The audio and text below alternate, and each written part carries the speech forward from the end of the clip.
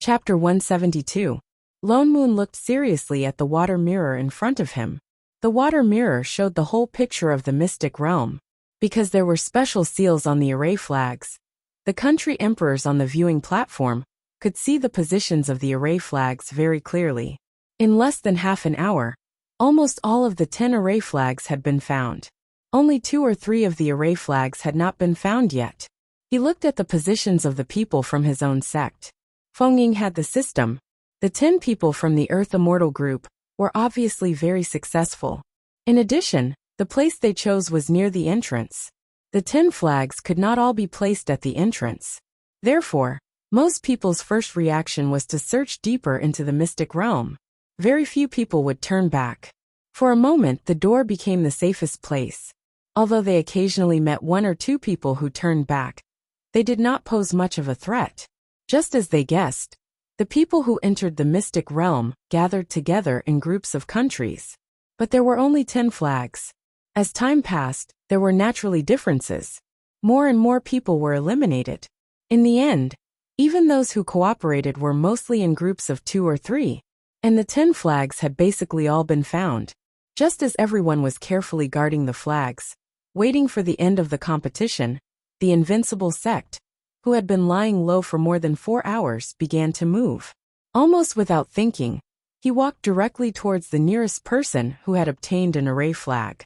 There were only 3 people there. 10 against 3. The advantage was obvious. The flags were successfully taken. It was even easier to find the flags later. With the system's map, no matter how deep the other party hid, they could find them. They were harvesting the flags. By the time everyone reacted and wanted to unite, it was already too late. The mystic realm was too big. It was easy to separate, but to gather again, it was difficult for anyone except the system who had the god's view. The country emperors who were originally focused on the Stygian Immortal and Mystic Immortal groups were shocked to find that the flags of the Earth Immortal group were gathering. At first there were 2, then 3, 4, 5. Finally, half of the flags were gathered together. And more flags were gathering. They could not help but look at the team of 10 people. After careful observation, they realized that apart from the 2 leaders, the others did not seem to be using any spells. They were only fighting with the swords in their hands. They could not help but guess. Could it be 8 sword immortals? The spectators did not mind. It was normal for sword immortals to have such strength. But they were still earth immortals. Their sword chi was not strong. Until they encountered a team of 10 people. They no longer had the advantage in numbers. They were surrounded.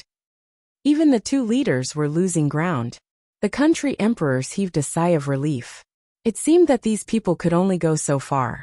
Seeing that the array flags that they had gathered with great difficulty were about to be snatched, the situation suddenly reversed. Why did the 2 leaders suddenly hide behind them? Were they planning to disperse? Why did the other 8 people throw away their weapons? Why did the other 8 people throw away their weapons? Why did she suddenly turn into a muscular girl just a moment ago? Why didn't the other people's spells have any effect on them? And why did they destroy their immortal weapons with one on? Crushing the immortal talisman to send the enemy out was one thing. But directly throwing the enemy out in the direction of the door? More importantly, they really threw them out. The spectators were dumbfounded. It was only when the 8 people eliminated the people surrounding them as easily, as if they were pulling out carrots, that they came to a shocking conclusion. These people were definitely not sword immortals. They were body cultivators. There were actually body cultivators in the immortal realm. Ascension. Alive. And they were the kind that appeared in groups. Quick, look at the mystic realm of the Golden Immortal. Someone shouted. The crowd turned to look at the mystic realm of the Golden Immortal. The same scene was playing out in the mystic realm of the Golden Immortal, except that the number of people was halved. There were only 5 people on this side, but they were clearly more ferocious than the Earth Immortal group, especially the weak-looking immortal in the middle. After his transformation, he was actually taller than everyone else. The muscles on his body were clearly visible.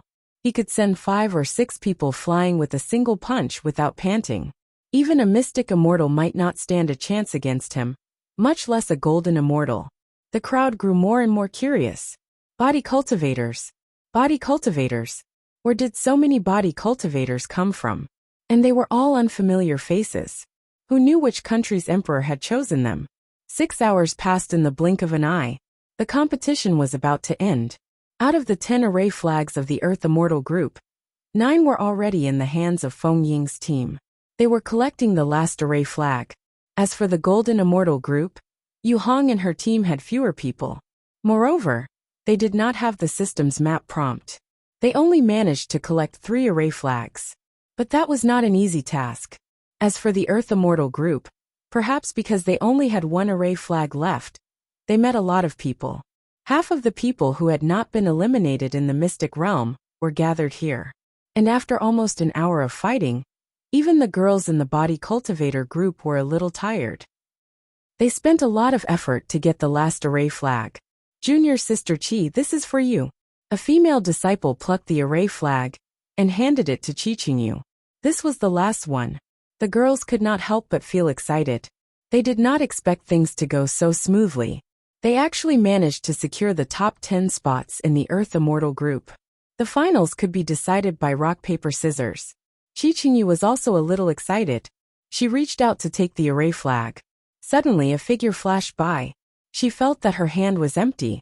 The next moment, the array flag was in the hands of a girl in pink. The newcomer smiled brightly.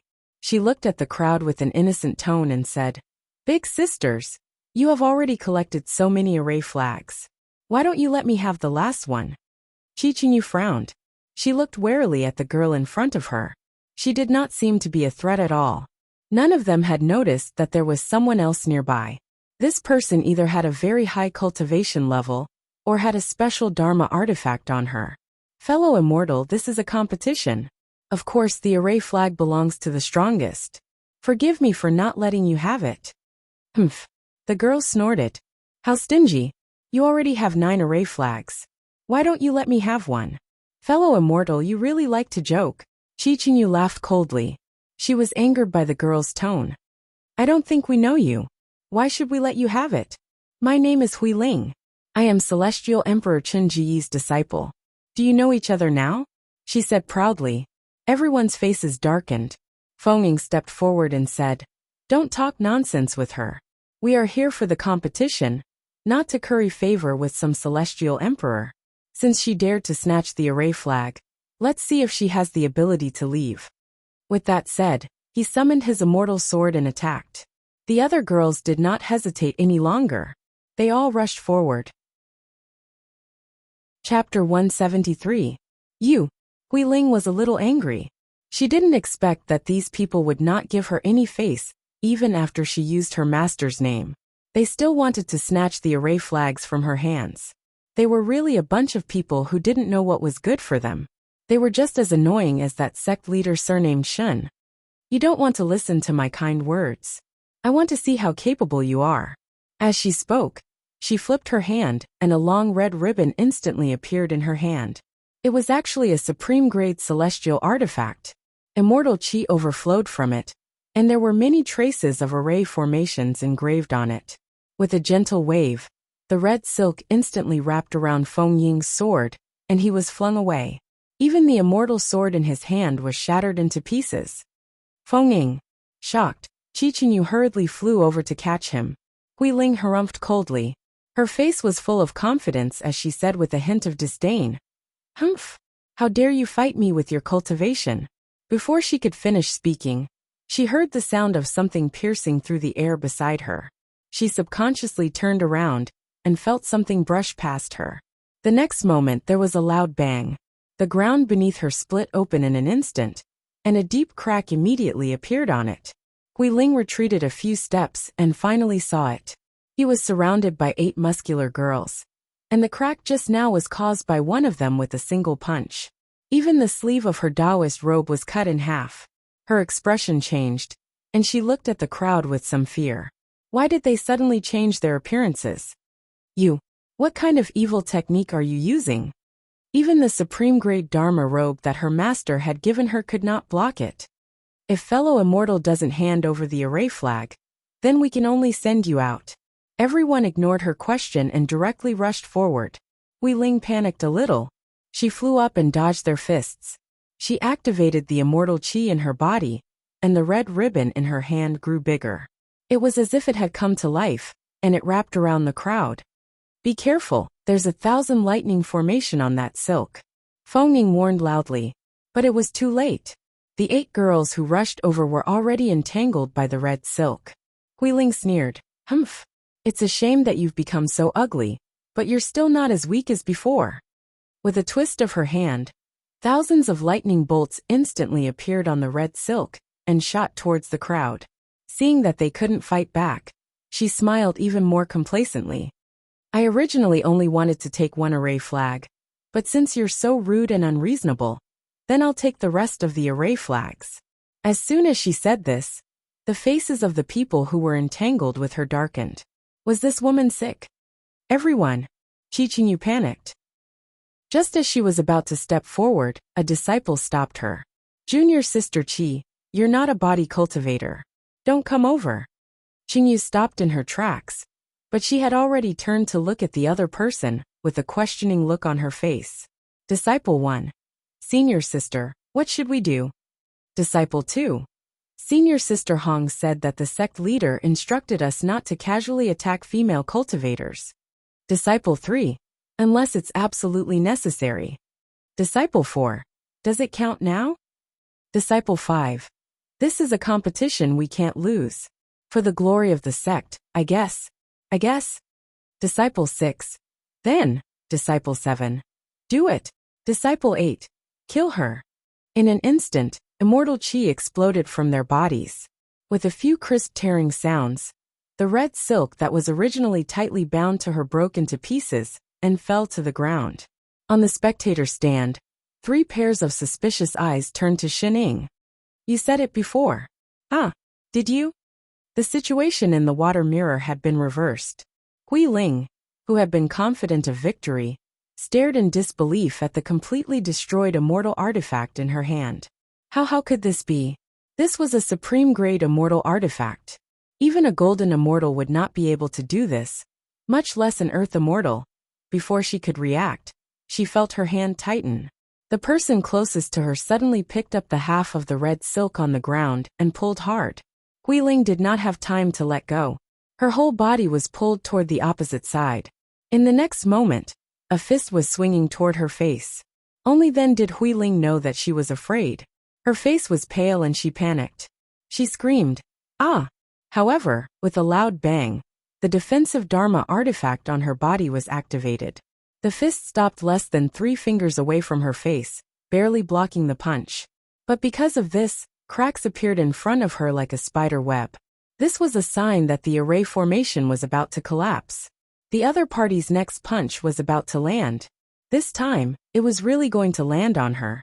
Huiling panicked even more. There was no longer any trace of innocence on her face. There was only extreme fear. As she screamed, she waved her hands wildly, trying to escape. She forgot all her cultivation techniques and immortal arts. But no matter how hard she tried, she could not shake off the other party's hand. No, help. Help me." The disciple did not intend to hurt her. With a twist of his hand, he reached for the array flag on her waist. But Huiling's body suddenly emitted a beam of white light that spread outward. That disciple only felt a huge pressure sweeping towards her. Her heart skipped a beat, and she was directly sent flying. Even the other disciples standing at the side were swept by the white light, and fell to the ground, coughing up blood.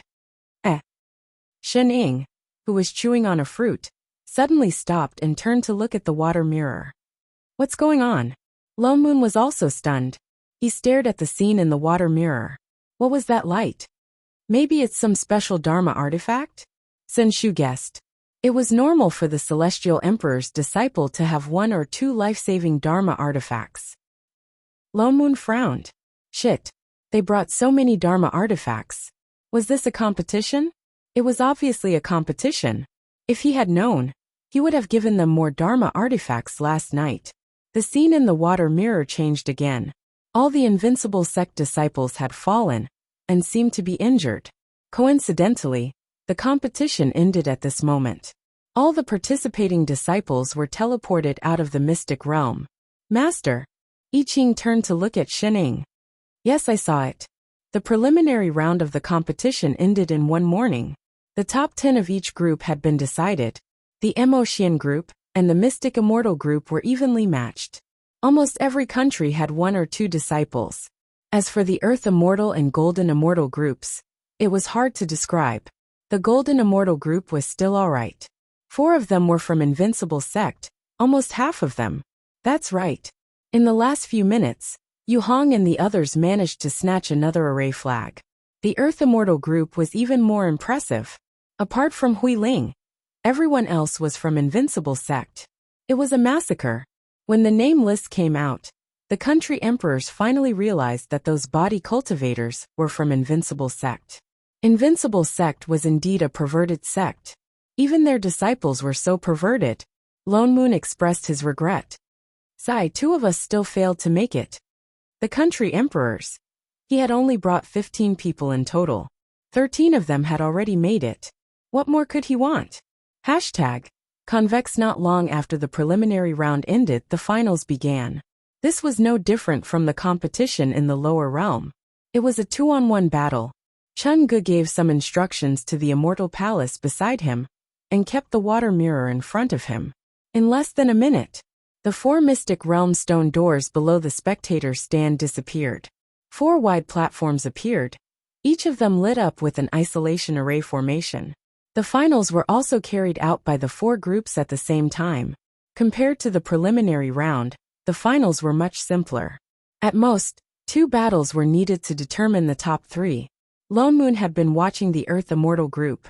The more he watched, the darker his expression became. This was because Hui Ling seemed to have become a different person, compared to the panic she had when she snatched the array flags in the Mystic Realm. After 2 battles, all the body cultivators in the sect were defeated by her at the last moment. He had confidence in the disciples of the sect. Even Golden Immortals might not be their match, much less Earth Immortals. But things were just so amazing. Hui Ling was an Earth Immortal. Although it was obvious that she was struggling at the start, she could always turn the tables at the last moment and suppress the body cultivators. And she won all the way to the end. It was as if their performance in the Mystic Realm was just an illusion. She actually has such strength. Was she deliberately hiding her strength before? Because the opponent is not her. I Ching suddenly said, "What? What did he mean?" Chapter 174. Lone Moon was about to ask for more details, but the country emperors had already stood up to congratulate him. As expected of the sovereign emperor's disciple, his cultivation is indeed extraordinary. It's true that a great teacher produces a great disciple. His Majesty really has a good eye for talent. No wonder he brought her up to the upper realm himself. That's right, Emperor. Why can't we find a disciple with such aptitude? Emperors, you're too kind. Chun Gu smiled in response. My disciple is just a little more diligent. He was a little puzzled. Given Hui Ling's cultivation, she shouldn't be able to fight against a physical cultivator. Why did she? But she was his disciple after all, so he didn't think too much about it. The competition for the other groups had also ended. The country emperors boasted for a while before Chun Gu announced the end of the competition. With a wave of his hand, the 4 platforms below merged into one and slowly rose up. Above them stood the top 3 winners of each group. Siyu was first in the Golden Immortal group. However, perhaps because she understood the situation in the Earth Immortal group, there was no joy on her face. Especially the 2 disciples who lost to Hui Ling. They kept their heads down throughout the match. Lone Moon couldn't help but feel some anger rising in his heart. He found the green tea bitch to be even more of an eyesore. I Ching was especially sensitive to immortal chi. The people on the stage could not tell, but he could. If he said that Hui Ling's battle was problematic, then there must be. He just didn't know what the problem was. After praising them, Chun Gu then began to hand out the rewards. Most of them were immortal artifacts, immortal pills and the likes. The top 10 of each group received one. After all, he was a sovereign emperor. He did not even blink when he took out dozens of magic tools at once. As for the champion of each group, he or she would be able to choose a supreme-grade immortal artifact that suited him or her. It was equivalent to custom-made. Lone Moon was still thinking about Hui Ling's competition. He had no interest in such an award ceremony. Immortal artifacts and whatnot were all custom-made from Sun Shu. Master. When it was Hui Ling's turn, she did not say what she wanted. Instead, she took a step forward and asked, "Can I not take the immortal artifact?" Chen Ge chuckled. He seemed to be used to his disciple's carefree personality as he said in a doting manner, "Oh, I don't want an immortal artifact." His disciple naturally did not lack such an immortal artifact.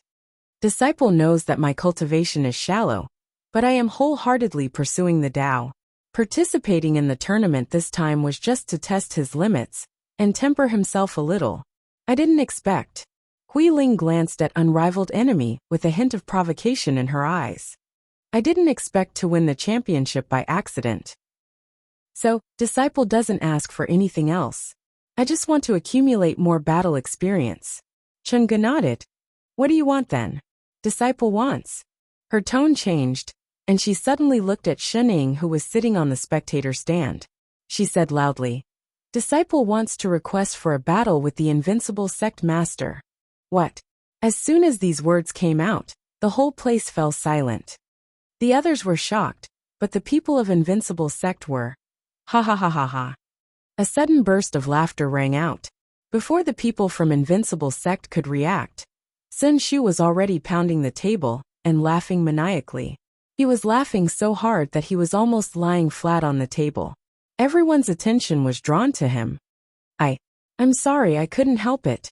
Sun Shu tried to hold it in for a long time before he looked at Chen Ge and said, "Celestial Emperor, your disciple is really.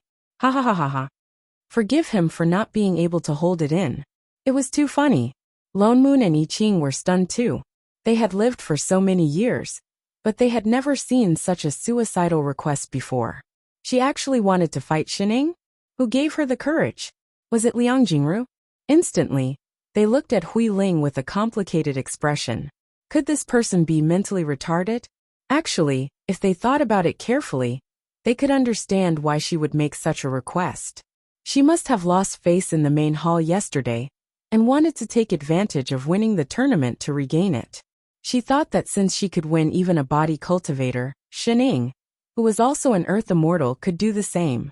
Lone Moon really felt that she was a little naive. Chen Ge naturally knew what his disciple was planning. His face darkened and he scolded, "Little Ling, don't be rude. Sect Master Shun is the sect master of a sect. By right, she should be your elder.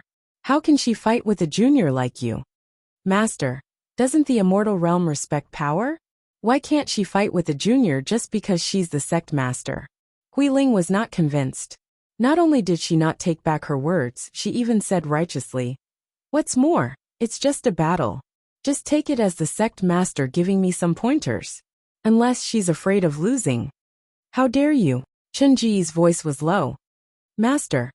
Hui Ling looked aggrieved. Why did he keep helping that Shening?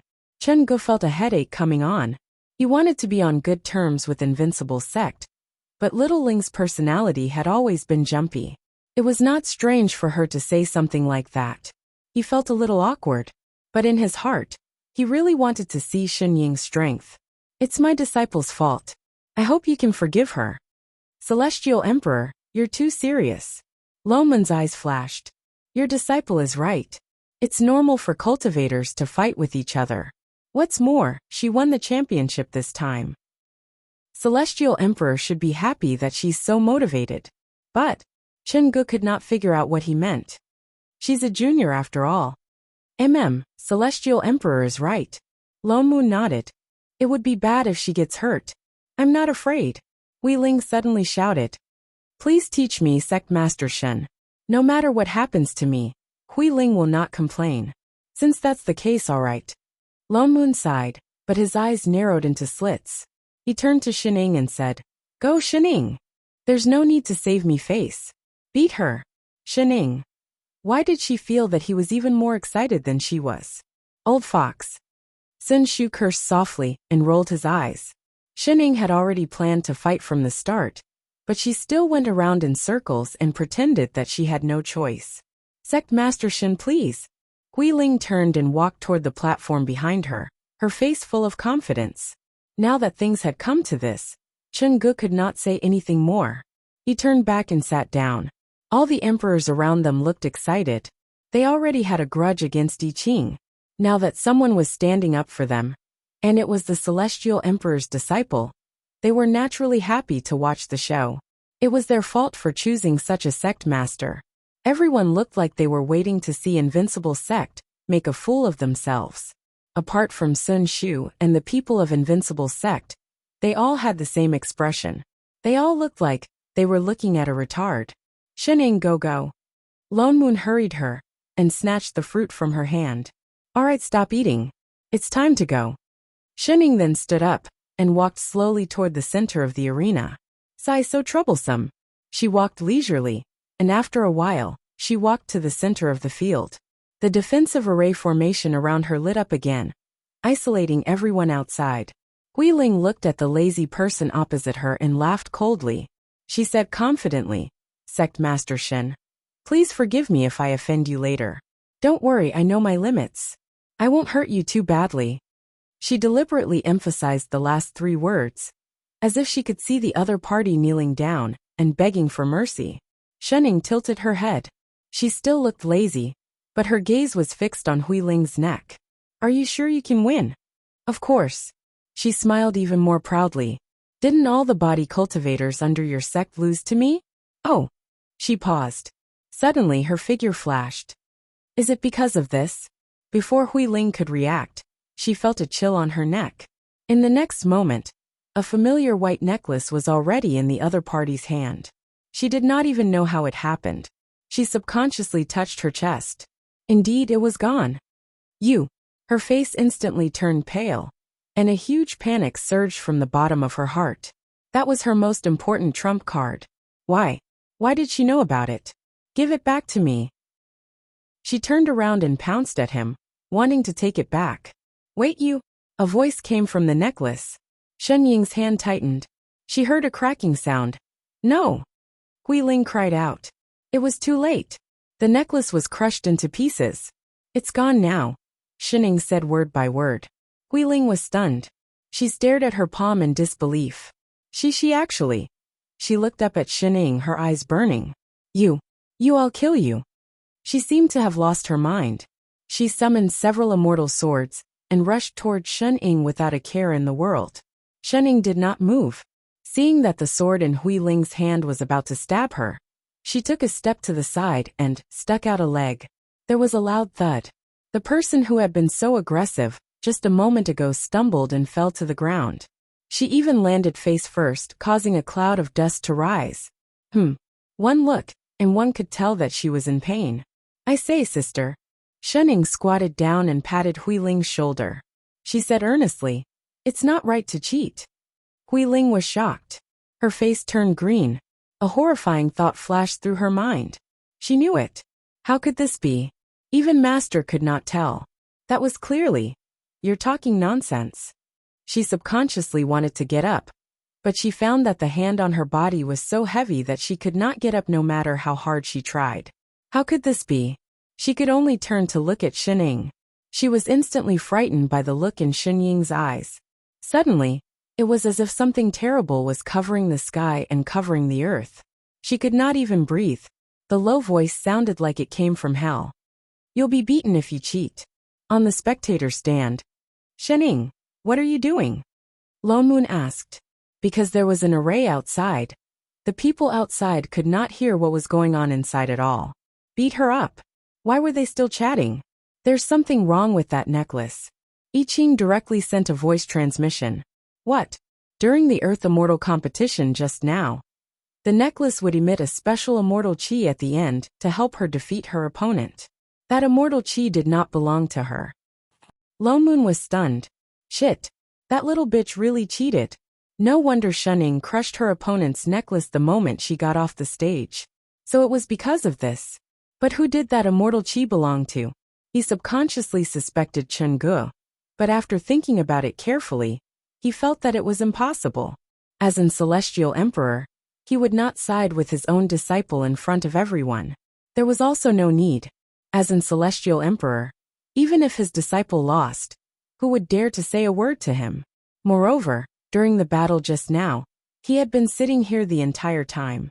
There was no chance at all to use immortal spells to help at all. From the looks of it, apart from I Ching, who had always been sensitive to auras, and Shening that cheat, no one seemed to have noticed anything wrong. Who could do such a thing under the eyes of all the country emperors and celestial emperors? And what was that necklace? Just as he was thinking, the ground suddenly shook. A white light fell from the sky directly towards the platform below, bringing with it a huge amount of immortal qi and sword qi. Little Ling. Chen Ge was shocked. Master. I Ching also stood up. Two figures rushed onto the platform at the same time. The moment that white light fell, they picked up the person in the arena and flew out. In the next moment, there was a loud bang. The entire platform was instantly smashed into pieces. Even the surrounding array was instantly smashed into pieces. Little Ling, are you all right? Chen Ge looked at Hui Ling, who was in his arms, with some trepidation. If he had not arrived in time, he was afraid, Master. Hui Ling's face was pale. Subconsciously, she looked in Shen Ying's direction, then immediately looked away. Trembling, she shrunk further into Chen Ji's arms. She was not afraid of the white light that suddenly fell, but of Sect Master Shen just now. Her heart could not help but clench. It must be an illusion. How could that earth immortal have such a terrifying aura? Master, are you all right? I Ching asked anxiously. Shen Ying, who was being dragged over air. What could happen to her? Lone Moon rolled his eyes. Worry for nothing. I Ching was stunned. Then he reacted. When he saw Chen Ge rushing in to save Hui Ling, he subconsciously thought that Master was also inside, and went in without thinking. He did not even think about whether Hui Ling needed his help at all. Thank you. Shen Ying could not help but comfort the slightly dispirited chef. She pointed to the flying dust in front of them and said, "At least you didn't have to breathe in 2 mouthfuls of dust." I Ching. He was not comforted at all. What was going on? Ha ha ha ha. Suddenly, a male voice came from within the white light. Following a gust of wind, a figure dressed in blue appeared in midair. His hair was tied up in a bun, and his red lips were slightly pursed, looking like he was smiling. He held a jade-bone fan in his hand. He did not open it, but instead spun it gently in his hand. Floating in the air, he looked down at the person sitting on the main seat with contempt. Chen Ge, why didn't you inform me of your mystic spirits and spirits meeting? I could have come and joined in the fun. Chen Ge frowned immediately. Clenching his fists, he looked at the person in the air and called out, Chu Xian. Hearing this name, everyone was shocked. They all looked up at the person in the air. Who? Only the people from Invincible Sect looked confused. Celestial Emperor Chu Xian of the Hechuan continent. Sun Shu explained softly. Sun Shu explained softly. He turned to look at Chen Ge, and immediately switched to a voice transmission. He was also the one who fought against Emperor Chen Ge 10,000 years ago. Most importantly, Emperor Chen Ge lost. Oh. Only then did Lone Moon understand. He recalled that Chen Ge, who looked like a child, had said that a demonic seed had been planted in him when he was seriously injured. So the person who injured him was this person. This person was obviously here to cause trouble. I see that the immortals of Fengsong are quite diligent in their cultivation. Chu Xian scanned the crowd. Why do you still have time for the mystic spirits and spirits meeting? Why don't you spar with me from Hechuan? Let's see if the immortals of Fengsong are really stronger than those from other continents. Celestial Emperor Chu Xian. Chen Ge stepped forward and said, The mystic spirits and spirits meeting is just an ordinary spar for immortals of Fengsong. We have no intention of competing with other continents. An ordinary spar? Chu Xian laughed mirthlessly and scanned the few people on the spectator stand. I don't think these people are ordinary immortals from Fengsong. Let me guess. Are they from Yishui or Changnua continent? Chen Ge did not reply. The other continents had indeed sent people over, but they were all celestial emperors whom he was familiar with. They had only sent people to congratulate him on his coming out of seclusion. Why, the other continents can come, but the Hechuan can't. Chu Xian snorted and changed the topic. Or, they are just like you, afraid of losing to the Hechuan. Chen Ji's expression darkened. The celestial emperor could not hold it in any longer. He shouted angrily, "Nonsense. So what if you are the Emperor of Hechuan? You think Feng Song is afraid of you?"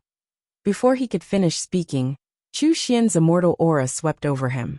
The Celestial Emperor, who had just spoken, fell to his knees. Chu Xian. Chen Ge released his immortal qi to protect the Celestial Emperor. He said angrily, "I said, the matter regarding Celestial Emperor Lan Hua has nothing to do with me. It's been so long. Why do you have to make things difficult for me and vent your anger on others?" "Shut up."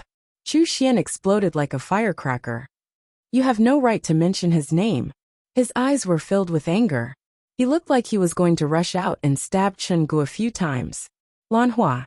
Oh, looks like it has something to do with Boss Lan?" Lone Moon narrowed his eyes. "I don't want to talk about these past matters with you today." Chu Xian took a few deep breaths to suppress his anger. "Haven't you already chosen the top 3? How about this? I'll also send out 3 people from each cultivation level to compete with you?" Chen Ge frowned. A moment later he replied, "Since Celestial Emperor Chu Xian is so interested, Feng Song will accompany you to the end. All right, let's meet at the Shumi realm tomorrow afternoon." With that he waved his hand. A strong wind blew, and he disappeared into thin air. Chen Ge sighed and turned to face the crowd. In a low voice he said, "Everyone has seen it. It looks like we'll have to keep you and your disciples in heavens beyond heaven for a while longer." The Celestial Emperors immediately expressed their willingness to fight for the Feng Song continent. Shen Ying and the other 2 were excited. They were so excited that they wanted to go back and hear what Boss Lan and Chu Xian had to say. Chapter 175. After returning to the floating peak where they were resting, Lone Moon pulled Shen Ying and I Ching into the house. His expression was more serious than ever. "About that green. Hui Ling, what do you think?" "Huh?" Shen Ying faltered. "What do you think? Don't you think it's strange?" Lone Moon said in a low voice. "She's Chen Ji's disciple, and she came from the lower realm. Chen Ji's pampering of her is obviously different from ordinary disciples. Who would pamper a disciple that way?" "You mean?" Shen Ying blinked and said seriously, "There's something going on between the 2 of them." Lone Moon. I Ching. Although his words were a little rough, but that was what he meant. "Don't you think her setting is a little familiar?" Lone Moon said anxiously. "This is obviously the setting of the original female lead, right?" Now that he said it, it did look a little similar. "Isn't Xian Tong still in the sect?" I Ching frowned. "Yes, that's why I think it's strange." Lone Moon explained in a low voice. "Xian Tong should be the female lead. This Hui Ling didn't even appear in the original novel. And I've heard that this person was brought back to the heavens beyond heaven by Chen Ge 4 years ago. Shen Ying also brought Xian Tong back at that time. And this Hui Ling's personality is different from the original female lead. Whether it's taking in a disciple, or Chen Ji's attitude towards her. It's exactly the same as in the book. It's exactly the same as in the book. It's like the female lead has changed." This made him feel that because of their interference, the plot had gone wrong, and something was automatically correcting it. Because the female lead disappeared, there was a change in the female lead? "You mean, Hui Ling replaced Xian Tong's identity?" I Ching said. "But Xian Tong was formed by a mental demon. Chen Ge couldn't possibly not recognize his own clone, right? I mean, I'm not saying that Chen Ge recognized the wrong person. It's possible that she's just replacing Xian Tong's character in that novel. The character who was possessed by Conan was unlucky. The more Lone Moon thought about it, the more likely it seemed. He nudged the person beside him. "What do you think? Say something." I think." Shen Ying still had that lazy look on her face. "That salted fish. Since you didn't have the chance to fall for Shorty, it's normal for you to fall for someone else. They couldn't let him stay single forever. Even if he found a prostitute, it's not strange. Don't be prejudiced against her. You just wanted to call me a little b****, right? Who's the biased one here?" Lone Moon frowned. "You mean to say that there was no plot error correction at all? Could it be that he was thinking too much?" "Yes." Shen Ying nodded. After some thought she added, "Since the lower realm." She had never stopped. I Ching. Lone Moon. F***.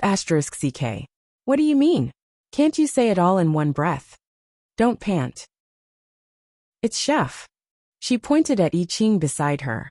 The two of them were dumbfounded. A moment later, Lone Moon thought of something. You mean to say from him onwards the plot started to correct itself? Yes. They thought about it carefully. The only two characters who appeared in the Azure world were I Ching and Bai Zai. I Ching was the last sword immortal to appear in the original novel. When he was in the lower realm, he was an itinerant cultivator. It must have been difficult for him to ascend. But because of Shening, he had a few epiphanies, and his cultivation level increased very quickly. He was even on the verge of ascending. But at that time, the Azure world was still under the control of the Qing Tong Immortal Abode. If he wanted to ascend, there would have been a huge battle with them in the original novel. It would have been a long process. As for Bai Zai, previously, Betel said that because he sensed traces of the divine race in the Azure world, he delayed the destruction of the world. This divine race must have been Bai Zai. Bai Zai was sent back to the divine world by Shening. That was why they started to destroy the world. In that case, according to the setting that was not mentioned in the book, it was very likely that Bai Zai and I Ching worked together to destroy the Qing Tong Immortal Abode's plot, and then ascended to the upper realm. In other words, the plot was brought forward from the beginning. After ascending, I Ching would be Shen Ying's disciple. Before he finished his apprenticeship, he would not accept other disciples. In that case, the relationship between him and the male lead, Ning Xian, would be severed. A male lead without ability could not be called a male lead. But they still met Ning Xian. Not only did they get rid of the sword qi in his body, but they also helped him get rid of his mental demons, allowing him to become the celestial emperor he once was. Naturally, there was no need for him to be I Ching's disciple anymore. All of this seemed like a coincidence, but if one thought about it carefully, it did seem like they had been correcting the plot. Because of his epiphanies, I Ching ascended earlier than the plot. That was why the male lead also appeared earlier. Because I Ching did not accept the male lead as his disciple, the male lead regained his cultivation level and became a peak celestial emperor. Because Shening took away the original female lead, Huiling came out and became the new female lead. Everything was clearly different from the plot. But after going around in circles, it seemed like they were back in the plot. It was as if there was a pair of invisible hands, silently manipulating everything without anyone noticing. It was like patching up a piece. Whenever a piece was missing, another piece would be added. It was as if they were trying to complete the plot. Loman's heart sank. He looked at Shening beside him and asked, "When exactly did you realize this?" He was clearly the most familiar with the plot, but he did not notice it at all. Shening thought about it and said, "When the gate to the demon realm closed." That gate, wasn't it closed by the demons? Lomun was shocked. He had always thought that the people inside were afraid of being beaten up. That was why they decided to go all out and block the gate. Now that he thought about it, the demon realm was the last instance for the male lead and the female lead. Naturally, they could not start at the beginning. So, it was also because of the plot that the gate was closed. Was the plot really that powerful? Could it be that this is really just the world of a novel? Or was this world following the plot of that novel? Then who was the person manipulating the plot? Was it the author? The more Lone Moon thought about it, the more confused he became. He decided not to think about it anymore. Who cares? Anyway, this had nothing to do with them anymore. He could not be bothered to see the male lead and the female lead quarreling everywhere. It was fine as long as they did not provoke them. But has Huiling really become the new female lead? If the female lead had really been replaced, it would be a good thing for them. After all, Xiantong was now a member of Invincible Sect. Shening thought about it and suddenly asked, "Father Niu, what's the next plot in that novel?" "What next plot?" Lone Moon paused. Then he understood. That's right. If he wanted to know whether Huiling was the substitute female lead, he just had to see if she was following the plot. The first thing that happened to the female lead after she became his disciple was, someone took her away? He vaguely remembered a scene where the male lead saved the damsel in distress. Who took her away? I forgot. It happened so long ago. I can't remember it clearly. I think it was the male lead's nemesis or something. Chu Xian. I Ching suddenly spoke. Lo Moon paused. Holy shit, that was really possible. That meant that the next plot would start tomorrow. Little Missy, we're back. Just as she was thinking about it, Radish suddenly kicked open the door and pounced towards Shun Ying like a human-shaped cannonball. Just as it was about to jump into Shun Ying's arms, I Ching, who was beside her, reacted quickly. He grabbed Radish's collar, lifted it up and threw it away. Get lost, little bastard. Humph. Radish turned and glared at him, but did not dare to resist. It could only look at Shun Ying pitifully. Little Missy, Radish misses you so much. Chapter 176. Where did you go? Lone Moon glanced at Radish. It was rare to see it in human form. We went to the nearby Immortal Palace for a walk. Before Radish could reply, Lan Hua, who followed closely behind, said, You came back quite early today. You finished the competition so quickly? Lone Moon glanced at the two of them. They had been in the heavens beyond heaven for a few days. At first, Lan Hua was still a little wary. Later, when he realized that no one could tell that he was a demon, he completely let himself go. Taking advantage of the time when all the disciples were out competing, the two children who stayed behind quickly formed an alliance. They began to wander around aimlessly and developed some revolutionary friendships as a result. Oh yes, little Missy. Radish thought of something and mysteriously took out a storage bag. It handed it over with a proud look. I brought a lot of gifts for you. Everyone. Did you freaking go on a vacation? Shening obviously did not trust this vegetable and did not take it. Lone Moon directly intercepted it. What's this? Meat. Radish looked proud. I caught it for a long time. Lone Moon subconsciously opened it. What meat? Before he could finish, he heard a swoosh. A gust of wind blew past him, and something black and white hit his face. Lone Moon. I Ching. What the hell is this meat? This is obviously an immortal crane, right? And it's the kind that freaking delivers letters. Is that a communication talisman on its claw? Lone Moon felt his heart skip a beat. He had a bad feeling about this. He immediately stopped the immortal crane that was hitting his face with its wings.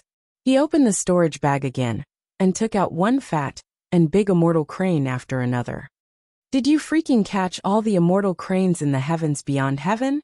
Lone Moon took a deep breath and suppressed the urge to stew a certain someone. He could already vaguely see the immortals who were sending messages, looking for their own immortal cranes. This is the gift you brought. He gritted his teeth. Yes. Radish did not feel guilty at all for grabbing someone else's communication tool.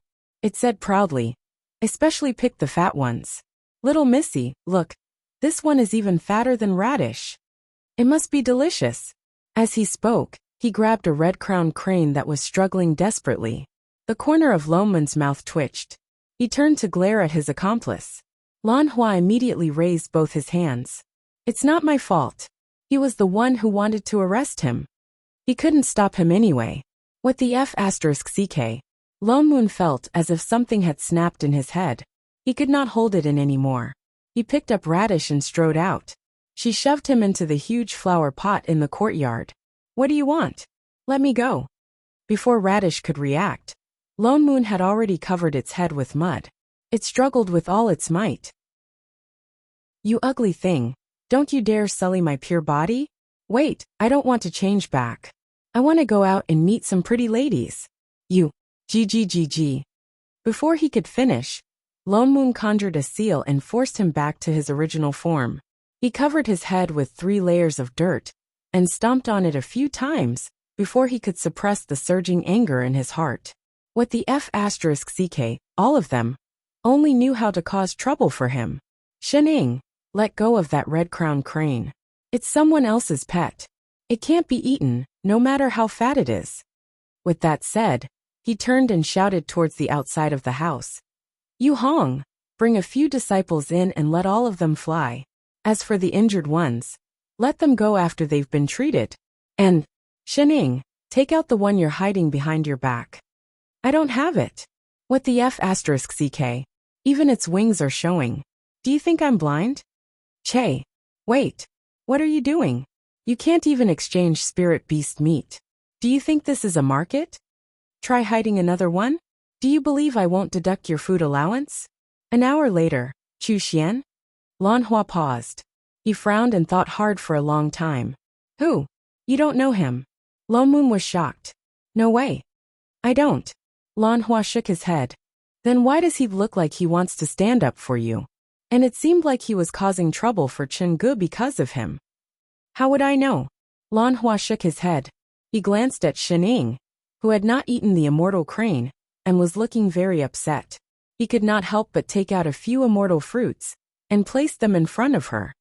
I have a grudge with all 10 celestial emperors. If the celestial emperors have not changed in the past few thousand years, he should be one of the people who attacked me when I fell into depravity. That was strange. Chu Xian's earlier reaction did not seem like he was acting. What exactly happened in between? It seemed like they would have to wait until the Meru Realm competition tomorrow to find out the truth.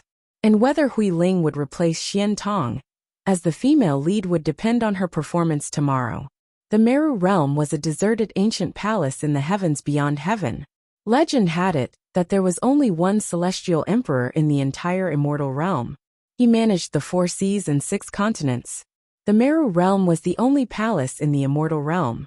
But as time passed, the palace had lost its former glory. Now it was just a pile of rubble. Although the competition this time was only for the top 3 in each cultivation level, it was still a competition between 2 continents. Besides the various emperors who brought their participating disciples, there were also some curious immortals who came to watch the competition. The Meru Realm, which had been deserted, suddenly became very lively. In order to understand Chu Xian's situation, Lone Moon asked Lan Hua to come as well. Just in case he came with Feng Ying. The other disciples who came to watch the competition did not follow them. Apart from the 5 participants, the others stayed in the immortal palace to rest, mainly to keep a close eye on Radish. They had obviously arrived early. There was no sign of Chu Xian, but in the middle of the palace, above the largest pile of rubble, there was a large platform floating in the air. One look and they could tell that this was the competition arena that had been prepared. Chen Ge led the group to a platform on the right. His expression was much more serious than before. Hui Ling followed beside him. Her expression did not look very good. She no longer looked as lively and arrogant as before. Anyway, from time to time, a hint of panic flashed across her face, and she did not look in Shen Ying's direction again. Of course, Lone Moon knew why she was like this. It was because Shen Ying had destroyed her golden finger. What's more, she was the champion of the Earth Immortal group this time. This was not a friendly competition between people from the same continent. The other party would not give face to Chen Ge. Naturally, they would not go easy on her. He instantly felt refreshed. Sure enough, he had to pay for what he had done. Hui Ling's expression became more and more anxious as the time of the competition drew closer. She finally tugged at Chen Ji's sleeve and said softly, "Master, I don't feel well." "Linger, what's wrong?" Chen Ji's face was full of worry. "Were you injured in the mystic realm yesterday?" "No, master, I just want to." She spoke very softly, so the people around her did not notice. Except for Lone Moon, who had been paying attention to her movements. His eyes instantly lit up. And before the other party could request to withdraw from the competition, he immediately spoke up with a radiant smile on his face. "Celestial Emperor, is your disciple unwell? I just happen to have primordial rejuvenation pills, spirit concentration, dew and exorcism talismans. No matter what kind of illness you have, they will be effective immediately. Celestial Emperor, do you need them?" Hui Ling. Chen Ge. Chapter 177. No, there's no need. Chen Ge paused, puzzled by Lone Moon's sudden kindness. He smiled politely and said, "Exalted immortal Lone Moon, you must be joking. Little Ling's cultivation level is low, but she is already an immortal. She won't get sick easily. I'm sure she's just a little nervous, because it's her first time competing with immortals from other continents." He turned to look at Hui Ling, and gave her a reassuring look. Hui Ling did not react. Instead, her face turned even paler, and her eyes were filled with panic. She looked like she wanted to say something, but was hesitant. This was the first time Chen Ge had seen her so uneasy. He couldn't help but add, Ling just treat this as a normal competition. Just perform at your usual level. I have confidence in you, so don't feel too pressured. Yes, master. Her face turned even paler. She could not bring herself to withdraw. Your Majesty is right, Lone Moon said with a smile. Lone Moon's eyes narrowed into slits as he smiled. He glanced at Hui Ling, then turned to his disciple and said, Did you hear that? Just perform at your usual level. I have confidence in you too. The 5 disciples behind him answered in unison, Yes, Elder. His voice was loud and clear, instantly suppressing the hesitation in Hui Ling's voice. Hui Ling's face turned even paler. Even Chen Ge frowned. Was he imagining things? Why did his words sound so sarcastic? Just as he was about to ask for more details, another beam of white light appeared. The people from the Hechuan continent had arrived. Because there was a wide platform between them, they could see clearly this time. Under the white light, a huge transportation array lit up. In a short while, more than 10 figures appeared. Leading them was Chu Xian. He glanced at them and laughed coldly. Chen Ge, I thought you would be like the previous few times and not dare to come. You're quite early this time. Chen Ge ignored his provocation. He maintained his gentlemanly demeanor and said in a low voice, Emperor Chu Xian invited me in the name of Hechuan. How can I not come? Oh, you seem very confident. Chu Xian's face was full of disgust. He did not seem to want to talk to him anymore. He said directly, In that case, let me see how powerful Fengsong is. With that, he waved his hand, and 3 people flew out from behind him and landed on the platform in front of him. All 3 of them were Stygian immortals. It's too troublesome to fight one by one. It's better to fight them all at the same level together, Kuan Xian said. Chen Ge had no objections. He nodded at the top 3 Stygian immortals, and the 3 of them flew to the center of the platform. Lone Moon looked down at the 6 people who were already fighting. He thought about it carefully, and guessed why the other party wanted 3 people to fight together. Although the 3 Stygian immortals from Hechuan didn't seem to be as strong as the 3 Stygian immortals on this side.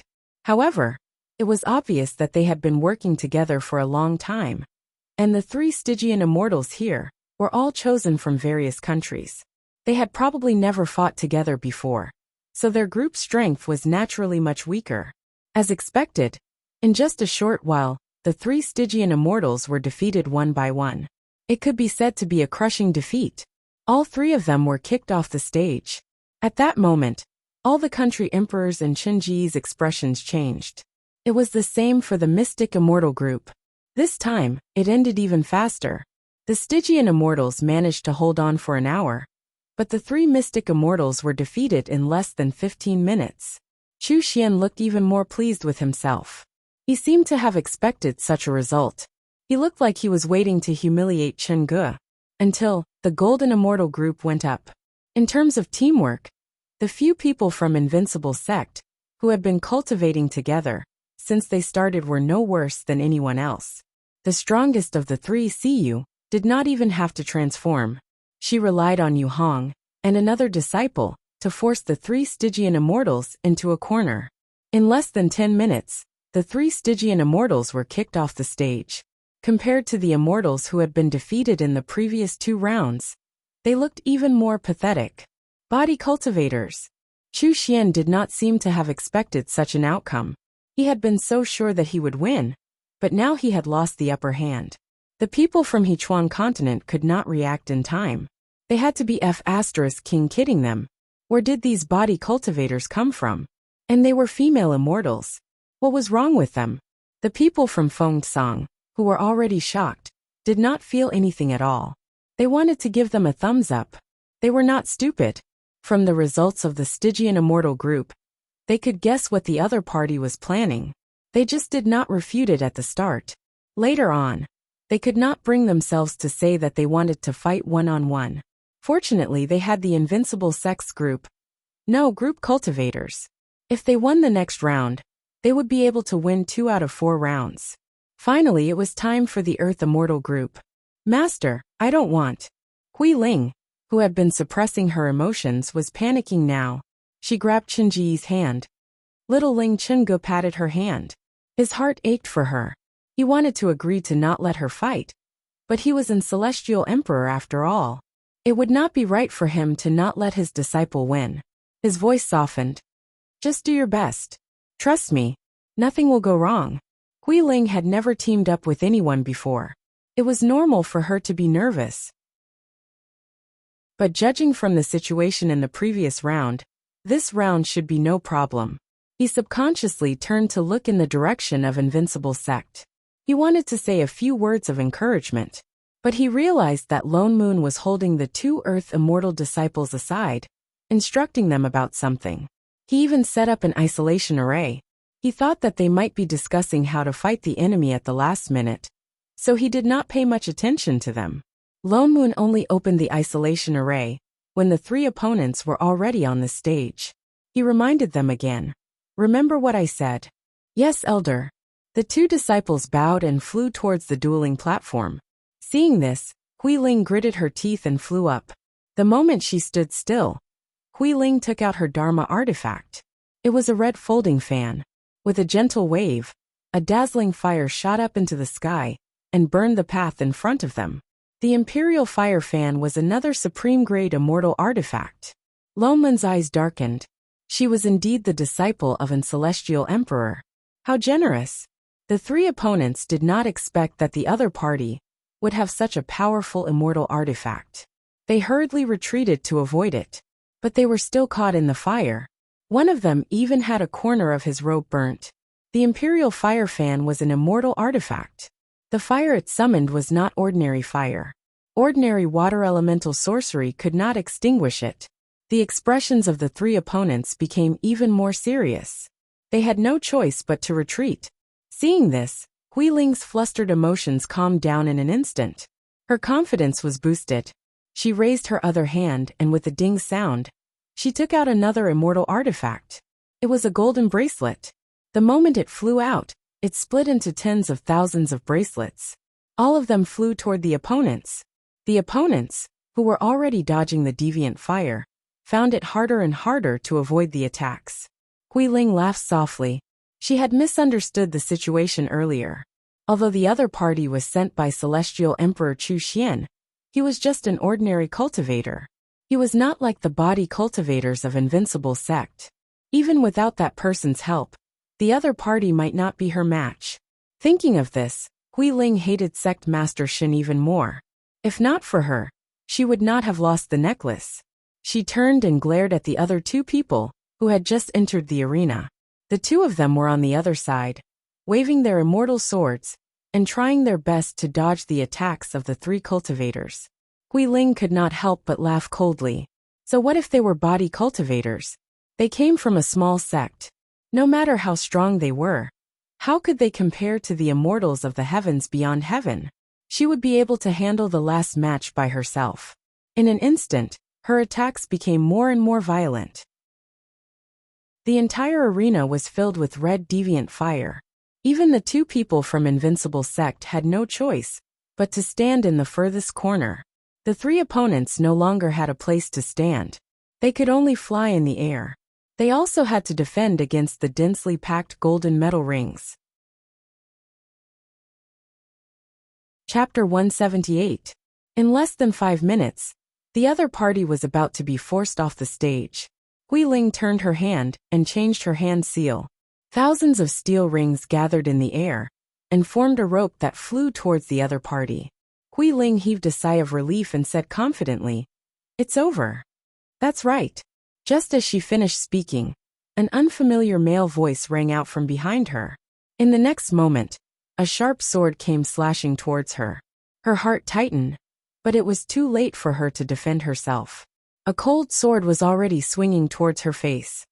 "It's really over." "Ah!" she screamed, but the sword did not hit her. At the critical moment, the defensive array on her Dharma robe was activated and blocked the attack. The attacking immortal took a step back.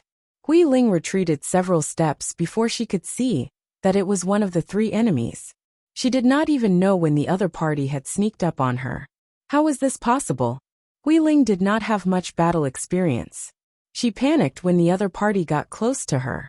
She subconsciously held onto her fire-subduing fan and waved it behind her. In an instant, the deviant fire ignited and burned the only safe piece of ground on the flat ground.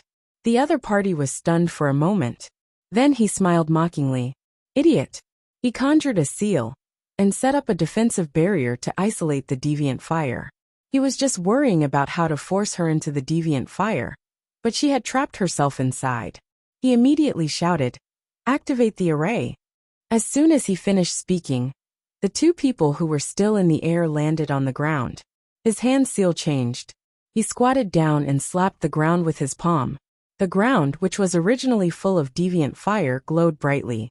Rays of light from the array flashed. The pattern of the array appeared on the platform in an instant. The medium that connected the array was the golden iron ring that Hui Ling had just summoned, but was knocked down by the three of them. So the three of them had been setting up the array from the beginning. And this array was 5 elements reversal array. Someone cried out in alarm. In the next moment, all the arrays on the stage lit up. The deviant fire that had been burning earlier was extinguished in an instant. The entire platform was instantly sealed in ice. Sharp ice blades drilled out of the array and flew towards Hui Ling. Ah! Hui Ling screamed in pain. Just as she was about to use her fire-subduing fan to summon a mystical flame to burn off the ice, she felt a weight on her hand. Lowering his head, he realized that his entire hand was covered in a thick layer of ice. He couldn't even circulate his immortal energy through it, let alone use the fire-subduing fan. The 5 elements reversal array could reverse all the spells of the 5 elements within the array. The fire-subduing fan could summon the deviant flame, and the spell that appeared in the array was the 10,000-year frost. All fire elements would be frozen. Hui Ling was in a complete panic. She wanted to rush out, but she was surrounded by ice, and it was getting closer and closer to her. It was as if it was going to freeze her as well. There was nowhere to run. She subconsciously looked at the two people, who had also been forced into a corner by the deviant fire, and happened to be outside the array.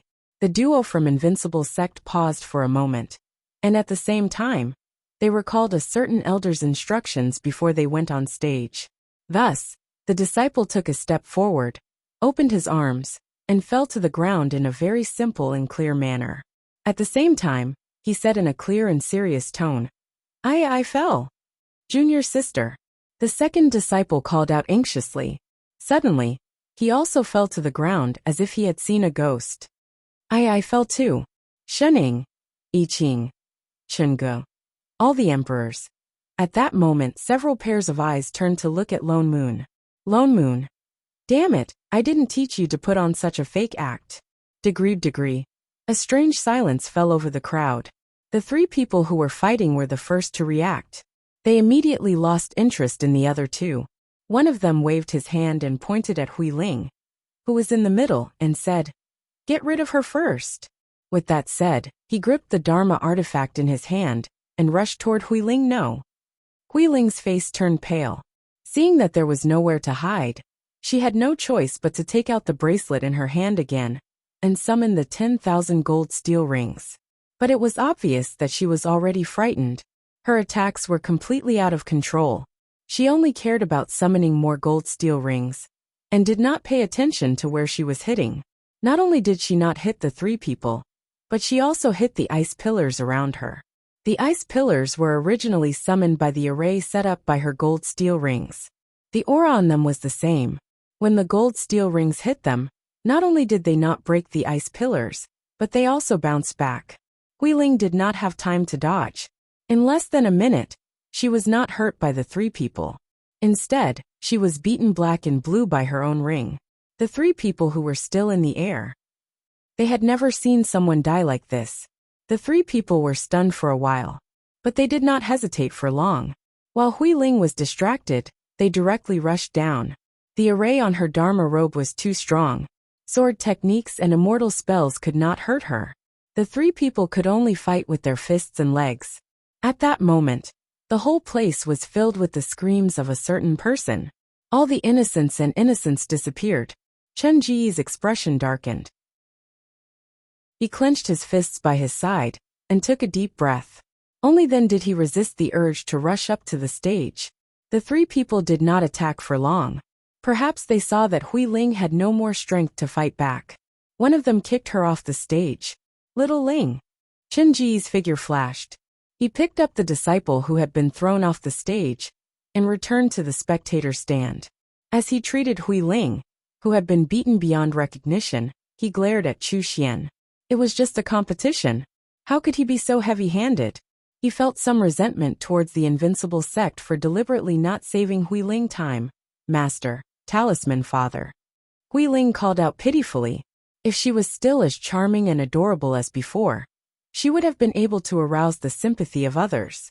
However, at this moment, she was at a loss for words.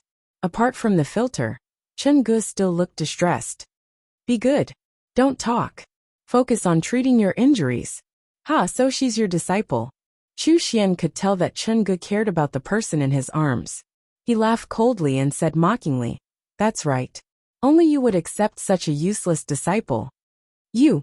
Chen Ge was exasperated, but he could not lose his temper. Chu Xian laughed proudly.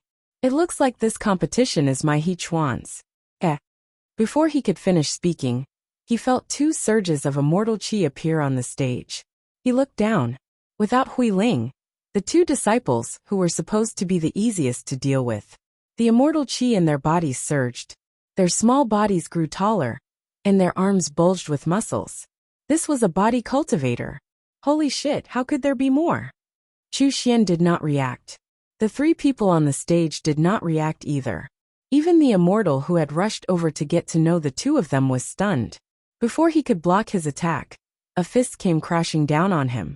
He felt a sharp pain in his chest. The next moment he fell to the ground. Blood rushed to his throat, and he spat out a mouthful of blood. Junior brother. The 2 people in the air were shocked. They were about to rush forward to help when they heard the sound of something cutting through the air behind them. The 2 of them reflexively turned to defend themselves. They saw another body cultivator suddenly appear behind them. He was raising his leg to kick the person on his right. In the nick of time, that person summoned a defensive array. Then there was a loud crack. It shattered. That person was kicked out of the arena. The last person did not even have time to react. A fist came crashing down on him. He felt an irresistible force coming at him. He fell from the air and landed on the stage with a loud crash. He sank a few feet into the ground and fainted. 2 body cultivators. The hindrance is gone. I can fight without worry. Oh, it's over. Everyone. Chapter 179. There were a total of 4 rounds in this competition. Both sides had won 2 rounds each. Although the Stygian Immortal and Mystic Immortal groups were more important than the last 2 groups, the last 2 rounds were won by both sides. But the last 2 matches were won too beautifully. They were all crushing victories. So overall, it looked like it was a draw. Chu Xian's expression darkened. He had already prepared to mock them, but now he had to swallow his words. The emperors of Fengsong did not look too good either. They were all experienced immortals. Who could not tell that there was something fishy about the last round? Hui Ling was the leader of the Earth Immortal group. The remaining 2 people were clearly defeated by her. But against the people from Hechuan, how could she lose so badly? If there was a huge disparity in strength between the 2 sides, it would not be a big deal. But as soon as Hui Ling left the stage, the other 2 body cultivators defeated their opponents. Such an outcome made people suspect that there was something fishy about the previous round. Everyone subconsciously looked at the person in Chen Ji's arms. All sorts of conspiracy theories popped up in their heads. Although they did not say it out loud because of Chu Xian's status, they were already convinced that Hui Ling had cheated.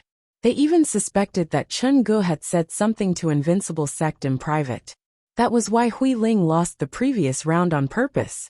Chen Ji's expression darkened. He looked at Hui Ling with a complicated expression. Everyone else could see it. Naturally he could too.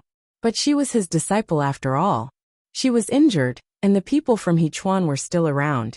He could only suppress his emotions. He helped Hui Ling up, who had already recovered, and looked at the person opposite him.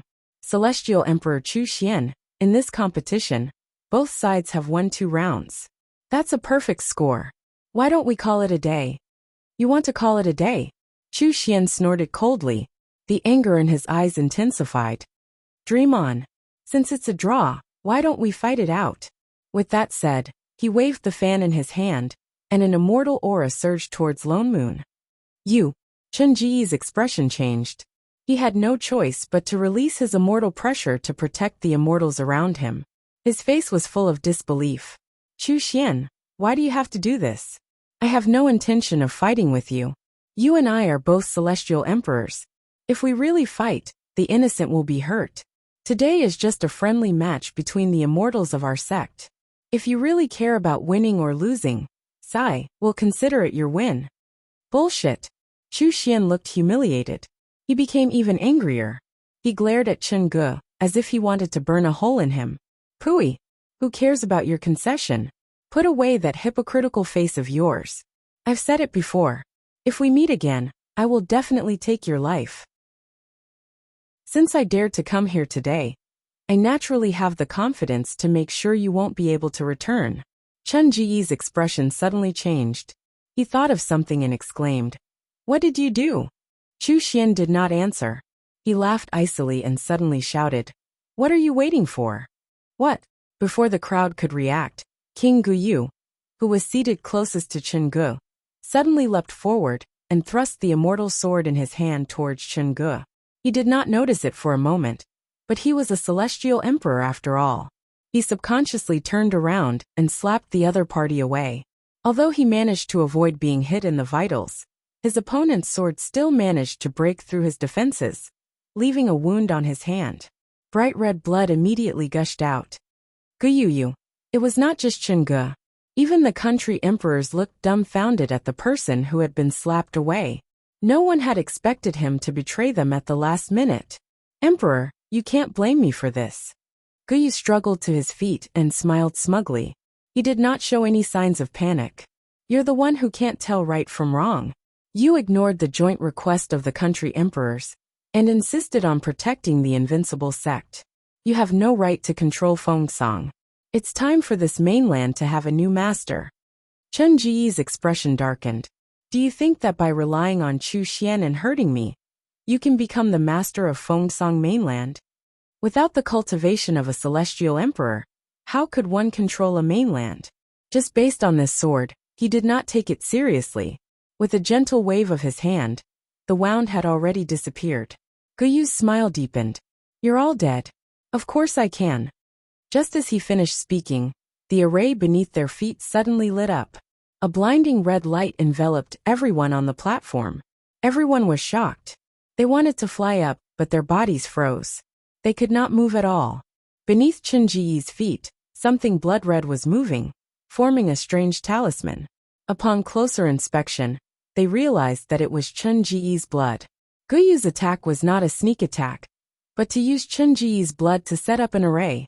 The other spectating disciples wanted to rush over to save Chen Ge, but were stopped by the immortals Chu Xian had brought. Even if some of them tried to rush over, they would be trapped the moment they touched the red light, unable to move. The red light grew larger, and the surrounding scenery changed. The platform that had been used for the martial arts competition cracked open. Mountains and rivers began to appear, as if they were forming a new world. What array is this? Chen Ge was panicking. He tried to use the immortal qi in his body to break out of the array, but found that the more he resisted, the tighter the restraints on his body became. Immortal Execution Array. Chu Xian took a step forward. His eyes were filled with the satisfaction of having exacted his revenge. I've been searching for this for more than 1,000 years. I've spent hundreds of years trying to figure out its use. It's the only ancient array in the immortal realm that can kill immortals. Ancient array.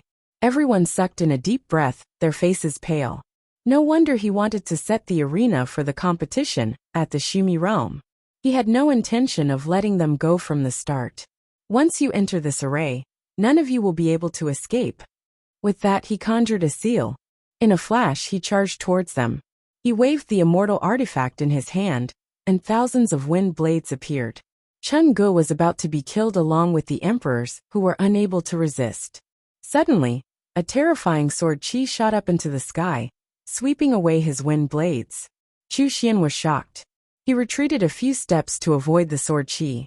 He looked down and saw a young emperor standing on Chunji's left with a sword in his hand. His entire body was emitting thick sword qi, forcing the red light to retreat. Chu Xian frowned. He did not expect that there would be such a powerful sword immortal in Fengsong continent. Even though he was trapped by the immortal execution array, he could still use his sword. The red light grew larger and larger. It seemed like Chu Xian and his people were about to be sucked into it. The immortal execution array was almost complete. If they did not get out now, they would be trapped inside. Oomph! He snorted and waved the fan in his hand. More wind blades flew towards them. I Ching to the right! Lone Moon shouted. It was fine for them to take a few wind blades, but Yu Hong and the rest were on the right. They would not be able to block this attack. I Ching turned his sword and swept it to the right, blocking a large number of wind blades. Chu Xian took the opportunity to rush in. He glared at Chen Ge. I can't kill you with my own hands, but it's worth it to destroy your disciples.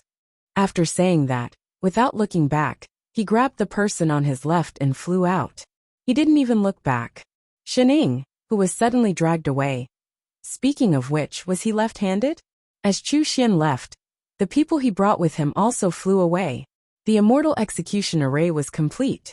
The ruins were now covered in a blood-red semicircle. No one could see what was going on inside. Only a few disciples were lucky enough not to be trapped in the array, but none of them dared to take another step forward. Lan Hua and Feng Ying saw Chu Xian fly away. Naturally, they also saw Shening being taken away. That's... Lan Hua stood up abruptly and turned to give chase. What are you doing? Feng Ying hurriedly pulled him back. Saving her. Didn't you see Good Heart being taken away? The corner of Feng Ying's mouth twitched. Trust me, the one who needs saving the least is her. We'd better first. No. Lan Hua ignored him. He flung Feng Ying's hand away and chased after Shening. Wait! Before he could finish speaking, Shening had already disappeared into the horizon. Holy shit! Lan Hua flew in a hurry. After chasing for a full 15 minutes, he still did not see Shening. In his heart, he cursed the person who had taken Shening away. Indeed, none of the celestial emperors were good people. His heart was in a mess. Deep down, he knew very well that this was the heavens beyond heaven. His opponent was a celestial emperor. Even if he caught up, his identity as a demon would definitely be exposed if they fought. Then, even he would not be able to escape. The most sensible thing to do was to save the young emperor of Invincible Sect first. Then think of a way to save Shening. Or he could be calmer and just ignore it. Shening was his good heart.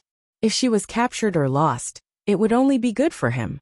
Once Good Heart was gone, he could directly become a sky fiend. He understood the logic, but he could not control himself.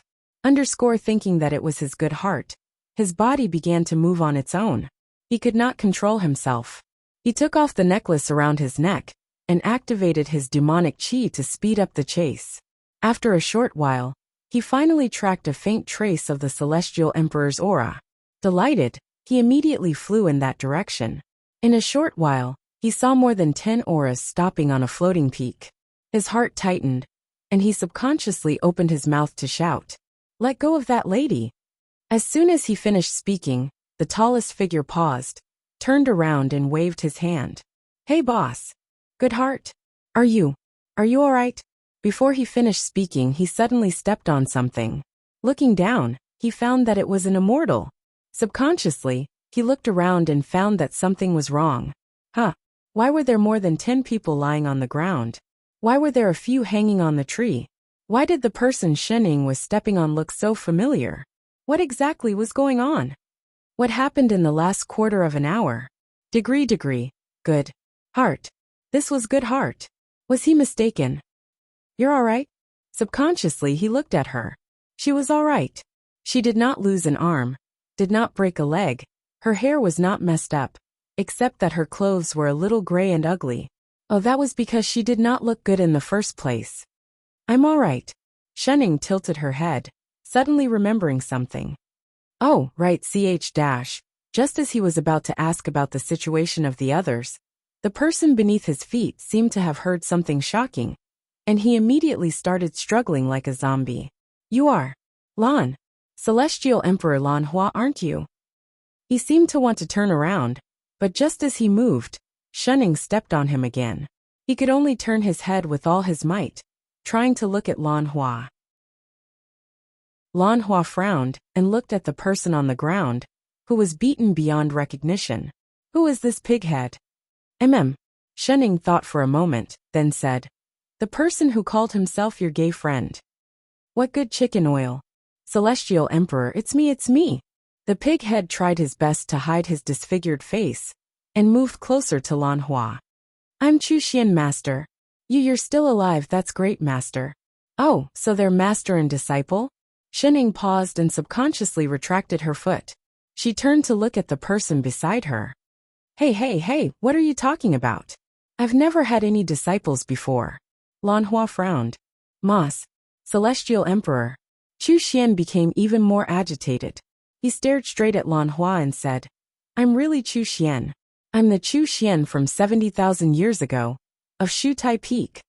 Shutai Peak? Lan Hua squatted down and looked at him carefully.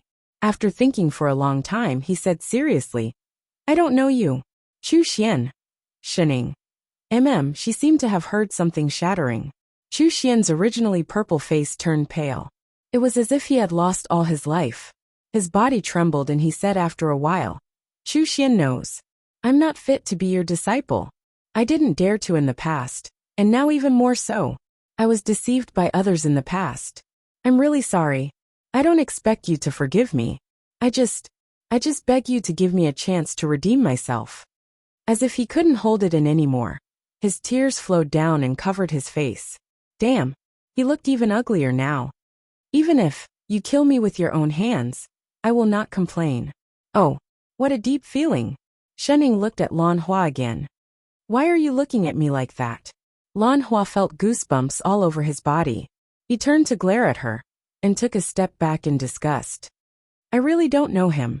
Celestial Emperor. Chu Xian looked even more hopeless now. Shunning sighed.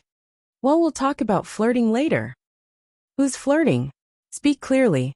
Hey, you're not dead yet, right? If you're not dead, come back with me to break the array.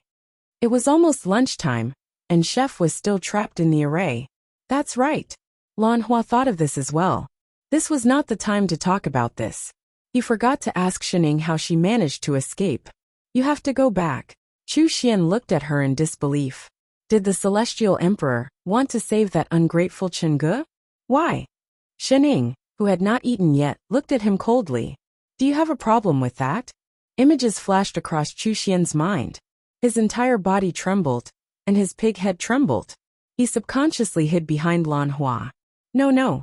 Compared to Emperor Lan Hua, this female immortal was scarier. Lan Hua did not mind. He summoned his flying sword and picked up the pig's head from the ground. Together with Shunning, they flew back. The three of them flew at top speed, but it still took them a quarter of an hour to return to the Meru realm. During this time, they finally understood the relationship between Lan Hua and Chu Xian.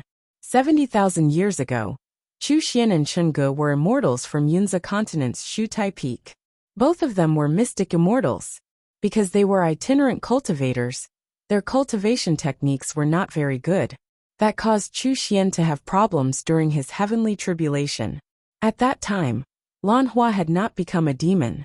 He was only an immortal emperor. He happened to pass by and help Chu Xian.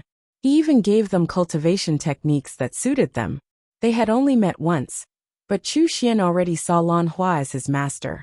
With the cultivation techniques that Chu Xian left behind, Chu Xian cultivated diligently, and both of them became celestial emperors.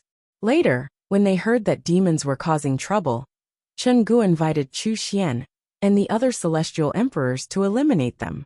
At that time, Chu Xian did not know who the demons were. When Lan Hua helped him, he did not tell them their names. After becoming a demon, Chu Xian was surrounded by demonic qi and could not see his appearance. After this matter was settled, he found out that the cultivation technique he was practicing was created by Celestial Emperor Lan Hua. And Lan Hua was the demon that they had worked together to exterminate. Chu Xian was in great pain because he had killed his benefactor with his own hands. When he found out that Lan Hua had become a demon because of his younger brother, Lan Yu, he decided to work with Chen Ge to avenge Celestial Emperor Lan Hua. But Lan Yu was already the Celestial Emperor of Yunza continent. Chen Ge did not want any conflict and rejected him. Chu Xian was so ungrateful that he hated Chen Ge as well. That was why he had been causing trouble for Lan Yu and Chen Ge all these years. Chu Xian's tears and snot flowed down his face. He looked so ashamed and angry that he wanted to jump off the sword. Lan Hua, on the other hand, looked calm and unperturbed. He even wanted to eat some melon seeds. Because Chu Xian could not forget this past. He had no recollection of it. He also said that he had given so many cultivation techniques to others in the past. How could he remember who it was? That's right, Boss Lan used to be a spendthrift. Shening was starting to suspect that her brother had kicked her off the stage because she thought she was too extravagant with her money. It looked like she had to treat Father Nyo better in the future. Chapter 180. By the time Shening and company returned to the Shumi realm, there were no other immortals outside the array. They did not know if they had escaped, or if they had gone to get reinforcements. There was only a huge blood-red semicircle covering an area of more than 10 kilometers. They flew to the top of the semicircle and looked inside. They could faintly see a group of people on the right. They were the emperors who had been watching the battle earlier. Chef and Father Nyo were among them, but now they were all lying on the ground motionless. The entire array was so quiet that not even the sound of breathing could be heard. It was as if everyone had fallen asleep. What's going on? Lan Hua turned and glared at Chu Xian. Was this the immortal execution array, or a soul confusion array? Why were they all unconscious? Emperor, this is just the surface, Chu Xian explained. The array is complete. Their primordial spirits have been sucked into the array. With that said, he conjured a seal and waved his hand towards the array. A golden light flashed on the blood-red semicircle, and the scene inside changed. The primordial ruins had disappeared, replaced by a large number of high mountains, dangerous peaks, and lava. Every place was as terrifying as hell, and the air was filled with wind blades and sword chi. The immortals who had been lying on the platform were now inside. They were scattered all over the place, trying their best to defend themselves. But no matter how many attacks they blocked, there was always another wave of attacks. It was as if there was no end to it. If this went on, the people inside would die sooner or later. Immortals have longevity. As long as they have a breath left, they can recover, Chu Xian continued. So ordinary attacks cannot be used against immortals. That's why the immortal execution array will suck in the primordial spirits of the people inside. Once the primordial spirit is destroyed, the immortal will be executed. So what was lying on the platform was just their bodies. Don't talk nonsense. Hurry and break the array. Shening pulled Chu Xian out from behind Lan Hua. It was almost noon. I can't break it. Chu Xian's legs gave way, and he almost fell to his knees. You can't break the array you set up? Lan Hua looked at him in surprise. Was he joking? I really can't break it. This is an ancient formation. It has always been here, and I discovered it by accident 100 years ago. Chu Xian was on the verge of tears. If a celestial emperor could break this array, he would not have used it against Chen Ge. This array is based on the 5 elements of yin and yang. The closer you get to the heart of the array, the more dangerous it becomes. Also, it is constantly changing. Only by destroying the core formation stone can we break this formation. However, the core formation stone is located at the very center of the formation. If we don't go in, we won't be able to touch it. Therefore, it was impossible to break the formation from the outside. But once one entered, one could forget about coming out. What's more, he pointed at the arc below and said, "This array has been completed, and the inside of the array has become a world of its own. This array wall is comparable to a realm gate. It's impossible to break through." Clatter. Before he could finish his sentence, Shening suddenly squatted down and reached one hand into the blood-colored arc, tearing it apart forcefully. The formation wall, which was said to be as sturdy as the realm gate, was torn apart like a thin piece of paper. Chu Xian, Lan Hua, Shening, who just wanted to try, Chu Xian.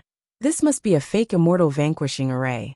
What happened to the powerful ancient array? Lan Hua. This must be a fake immortal vanquishing array. Indeed, the 10 celestial emperors cannot be trusted. Shening.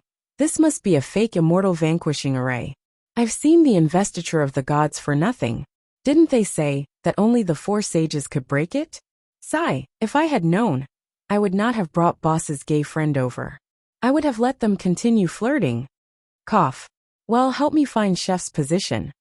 Shening nudged Lan Hua, who was beside her, and added, and Father Niao.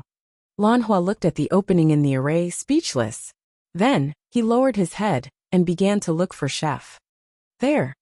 Lan Hua used his divine perception to confirm the position of the invincible sect people. He pointed to a spot in the middle of the array. Come, let's go over. Shening was just about to go over to get chef when Lan Hua held her back. Wait, Lan Hua frowned. Something's wrong there. The few of them took a closer look and realized that compared to the other places that looked dangerous, the place where the invincible sect people were at was especially quiet. There were no wind blades or sword chi. Instead, there was a huge sea of flowers. It looked very safe. But for some reason, other than I Ching and Lone Moon who were standing together, everyone else was scattered. It was as if they could not see anyone else. That's the mesmerizing valley, Chu Xian exclaimed. He glanced at Shening and immediately took 2 steps back. He looked as if he was afraid that she would attack him. What do you mean? Shening paused. The mesmerizing valley is a real illusion. Lan Hua's expression darkened. He frowned. He did not think that there would be such a place in the immortal vanquishing array. The fragrance of the flowers inside will condense into a physical form. It will become the thing that the person who enters most treasures or fears. It's similar to the mental demon tribulation, except that everything they see and touch is real. That's why it's harder to tell them apart. Lan Hua set up an isolation array around them and instructed, do not step out of this array. If not, we will also be affected by the fragrance of the flowers. Oh, Shening nodded.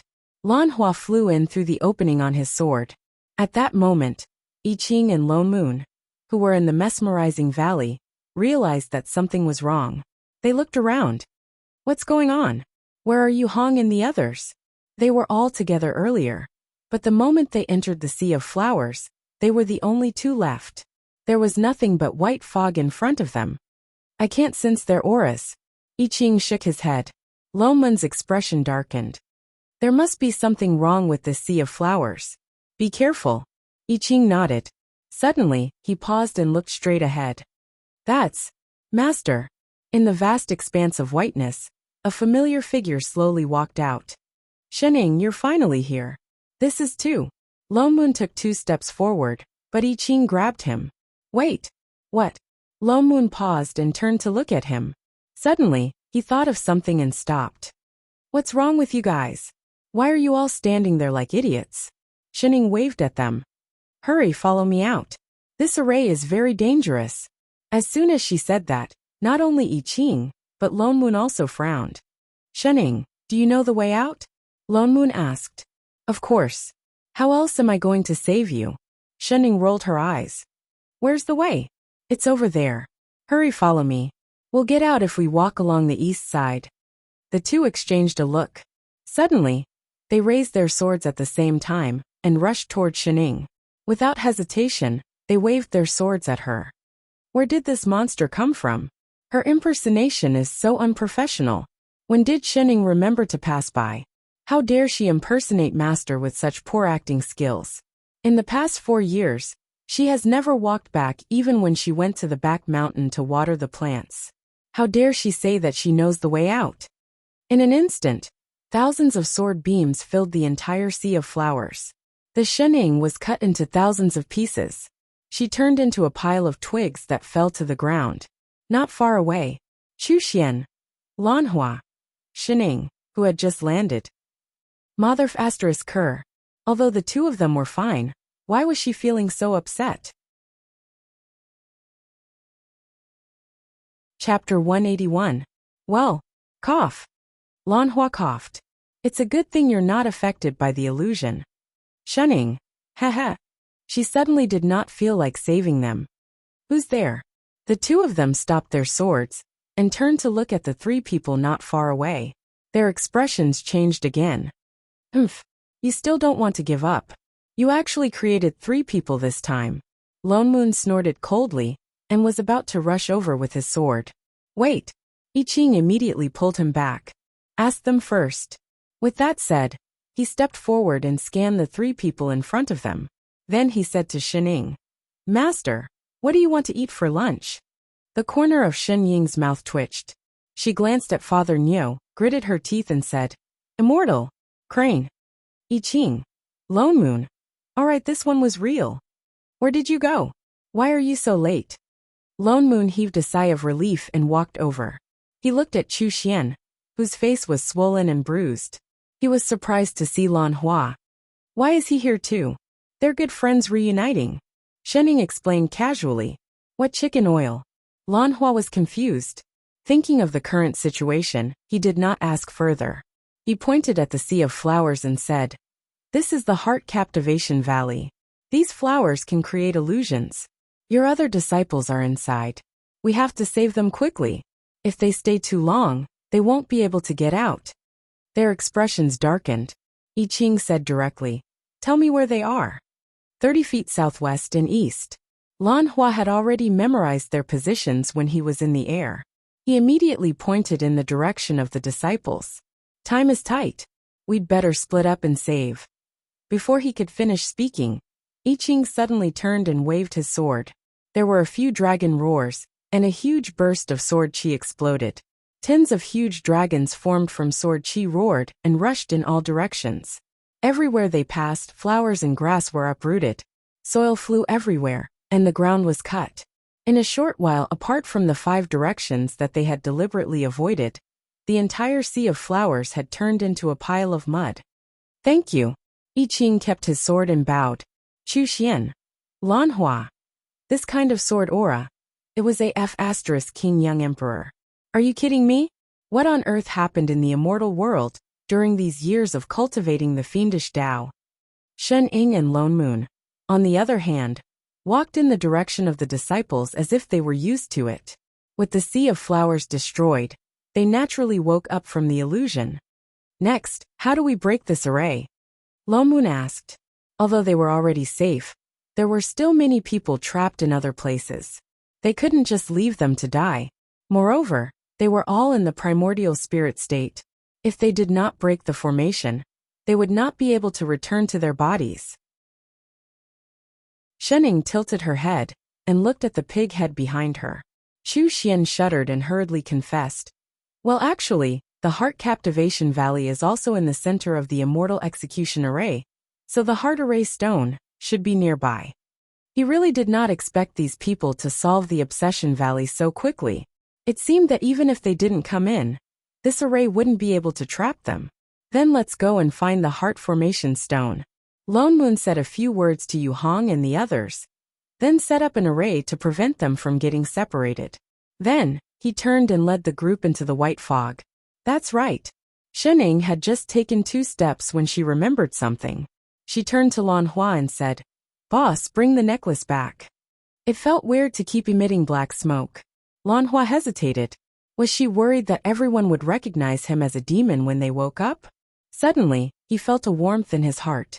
A familiar feeling flowed out from his heart and spread throughout his entire body. His hand uncontrollably reached for his collar. Wait. Good heart, don't be rash. Even if we don't have the immortal stone, we can't just strip him here. Lan Hua suddenly felt an urge to die. At the last moment, a thought flashed across his mind. He turned and grabbed Chu Xian. You want to repay a debt of gratitude, right? Chu Xian was overjoyed. Master, you finally acknowledge. Did you bring the storage bag? Before he could finish speaking, Lan Hua suddenly reached out his hand. Yes, I did. Chu Xian subconsciously handed it over. Thus, in the next moment, he saw his benefactor open the bag and empty out the storage bag. He then forcefully shoved it to the female immortal surnamed Shen in front of him. As he emptied it out, he said, I don't know what these are either. But take it all. As long as he did not take off his clothes.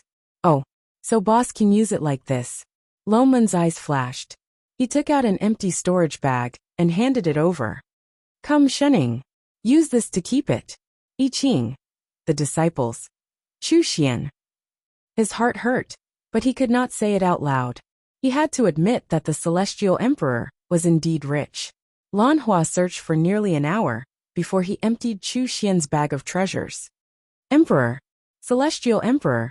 Chu Xian held the empty storage bag in disbelief. Finally, he could not help but ask, I wonder if this Shun, exalted goddess, is yours? She's a kind heart.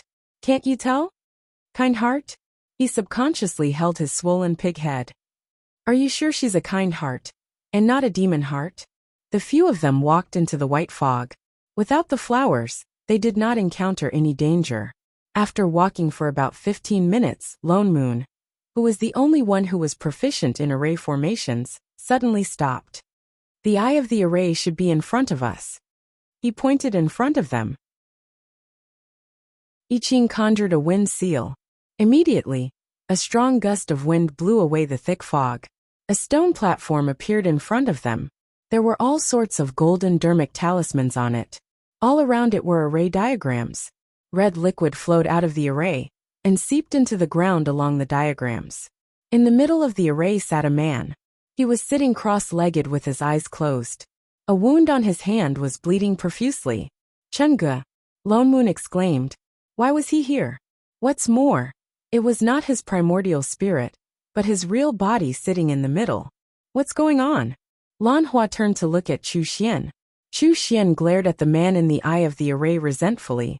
He said unwillingly, this array was set up using his blood. That's why his body is the eye of the array.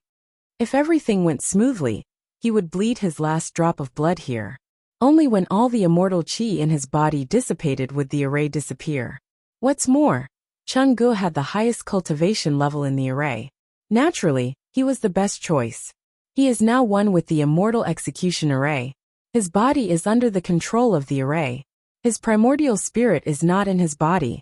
The heart array stone is under his feet. If we want to break the array, we have to defeat him first. I can't make him leave the heart array stone either. He looked at Shening guiltily and continued, that's why. I said I can't break it. If we want to destroy the heart array stone, we have to fight him.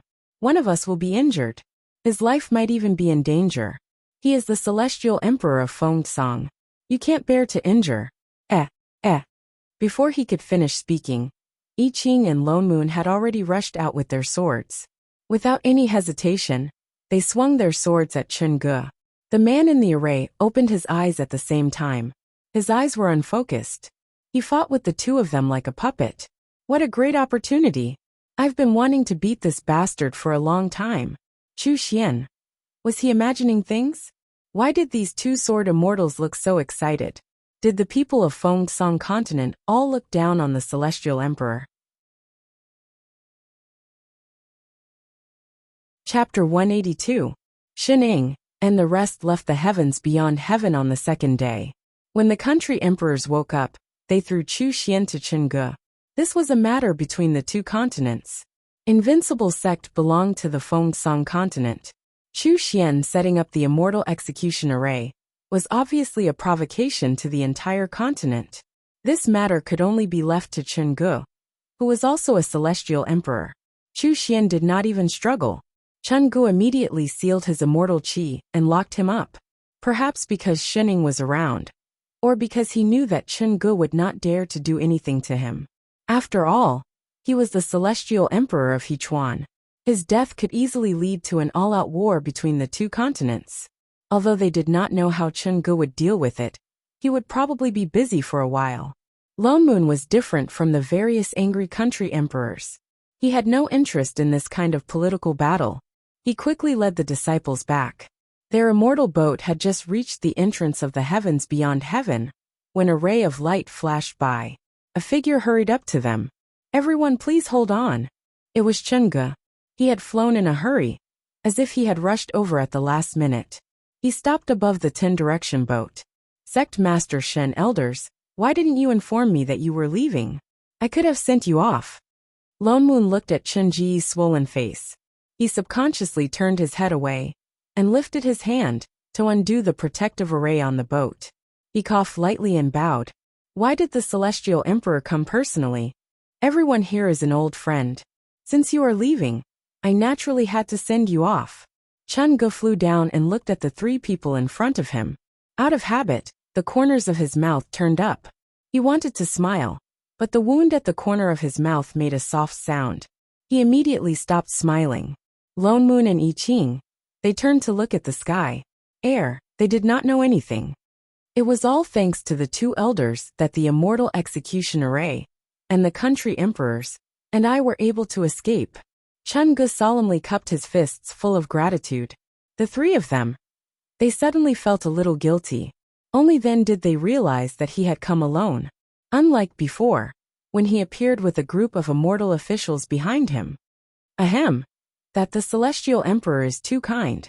We are all immortals of Feng Song. Besides, wasn't it all thanks to the Celestial Emperor that we succeeded in breaking the array? Lone Moon stepped forward and answered. Everyone came out unscathed, but he was the only one with a swollen head. That was why he discussed it with I Ching. When they came out, they said that Chun-Gu was the one who broke the formation, and that they were just there to support him. After all, they were beating up his body, and his primordial spirit wasn't inside, so he shouldn't have discovered it. Probably. Fellow immortal Lone Moon, you must be joking. Chun-Gu sighed. His eyes were filled with genuine gratitude. The emperors do not know the truth, but I do. What? Lone Moon's heart tightened. Didn't they say that his primordial spirit was not here? He wouldn't be looking for trouble, right? At that time, my Yuan Shen had left my body, and I couldn't move at all. How could I have broken the array to save the emperors? He sighed, and his expression became even more sincere. So, there must be two people who broke the array, and they must have protected my body in the array. Everyone. Did the other immortals know about such a wild imagination? You wanted to help me stabilize the emperors, so you said that I was the one who broke the array, right? Chun-Gu looked confident. Lone Moon paused, then laughed even more profitably. He nodded shamelessly and said, I still can't hide it from you, Celestial Emperor. I Ching. Shining. Indeed, businessmen had to be thick-skinned. How shameless. It's been so many years since we last met. I thought there was a gap between us. He shook his head self-deprecatingly. I didn't think that the people who would help me at such a critical moment would be you. This is the second time you've helped me. Chun-Gu, can't thank you enough. He suddenly bent down and bowed solemnly to them. Lone Moon suddenly felt that he had hit him a little too hard just now. Celestial Emperor, don't stand on ceremony. This is what we should do. Not to mention that they were trapped in the array. The invincible sect was also a part of Feng Song. Chen Ji's expression became more and more agitated. Suddenly, he seemed to recall something. He frowned and said, There is indeed a problem with the Earth Immortal Tournament. Wei Ling, I didn't teach her well. I've already revoked her title as the champion and punished her to go into seclusion for 100 years. As for how she won the tournament, I will find out and give you an explanation. With that, he waved his hand, and an immortal artifact floated in front of them. It was the immortal artifact that had been awarded to the Earth Immortal Enchantress. This was my oversight. I didn't notice the problem with my disciple, and was unfair. I hope you haven't fallen out with me because of this. Lone Moon fell silent. He didn't know how to reply. Shining, on the other hand, grabbed the immortal artifact and said, Oh, it's all right. With that, she threw it to the girl in purple behind her. Little Z, it's yours. The body cultivator girl, who was originally ranked second among the Earth Immortals, caught it subconsciously. She looked confused. Thank you, Sect Master. Sect Master gave it to her. She was happy. Sect Master Shun is indeed magnanimous. Chun-Gu thanks you. With that said, he bowed to the few of them once more. After exchanging a few more pleasantries with Lone Moon, he turned to I Ching and said, Actually, I have a favor to ask of fellow immortal I Ching. Lone Moon frowned subconsciously. No wonder he was so polite today. So there was something else. What is it? I Ching asked. Chungu took out something that looked like a white seal and continued. This is the immortal seal of Chonglan. Guyu betrayed Feng Song and is no longer fit to be the emperor of Chonglan. In the whole of Chonglan, Brother I Ching's cultivation level is the highest. That's why I would like to ask you to replace Guyu as the emperor of Chonglan. Emperor! Lone Moon and his companions were stunned. They knew that Chungu was looking for I Ching for a big reason. They even suspected that Chungu would ask him to attack Hechuan. After all, Chunji's cultivation level was probably no weaker than Chunji's. They did not expect him to ask I Ching to be the emperor of Chonglan. Fellow immortal I Ching is already a young emperor and a sword immortal. I'm afraid there's no other immortal stronger than you in the whole of Chonglan. That's why you're the most. I'm not doing it. What? Chungu was stunned. He did not expect I Ching to reject him. Why? Because, I Ching said seriously, I don't have time to cook. Chungu. What the hell? Lone Moon. You're an immortal chef. Shunning. What a good chef. The corner of Lone Moon's mouth twitched. He sighed and answered on Chunji's behalf. Thank you for your kindness, Celestial Emperor. But the matter of a new emperor is very important. I Ching has always been an itinerant cultivator. I'm afraid it's not convenient for him to manage a region. Chungu said it nicely, but if he really wanted to take on the job, given the nature of this master and disciple, he would be the one who would be exhausted in the end. The more than 200 immortals in Invincible Sect were already worried sick. If it was the immortals of an entire country, he still wanted to live a few more years. He definitely could not take on this job. I know that the few of you have noble characters and are not greedy for fame and fortune, but Chungu looked like he was in a difficult position. He had no choice. Someone had to manage Chonglan, and they were the most suitable. How about? Loman's eyes flashed. How about I recommend someone to Celestial Emperor? Really? Chunji's eyes lit up. Yes. Lone Moon nodded vigorously. He's definitely very suitable.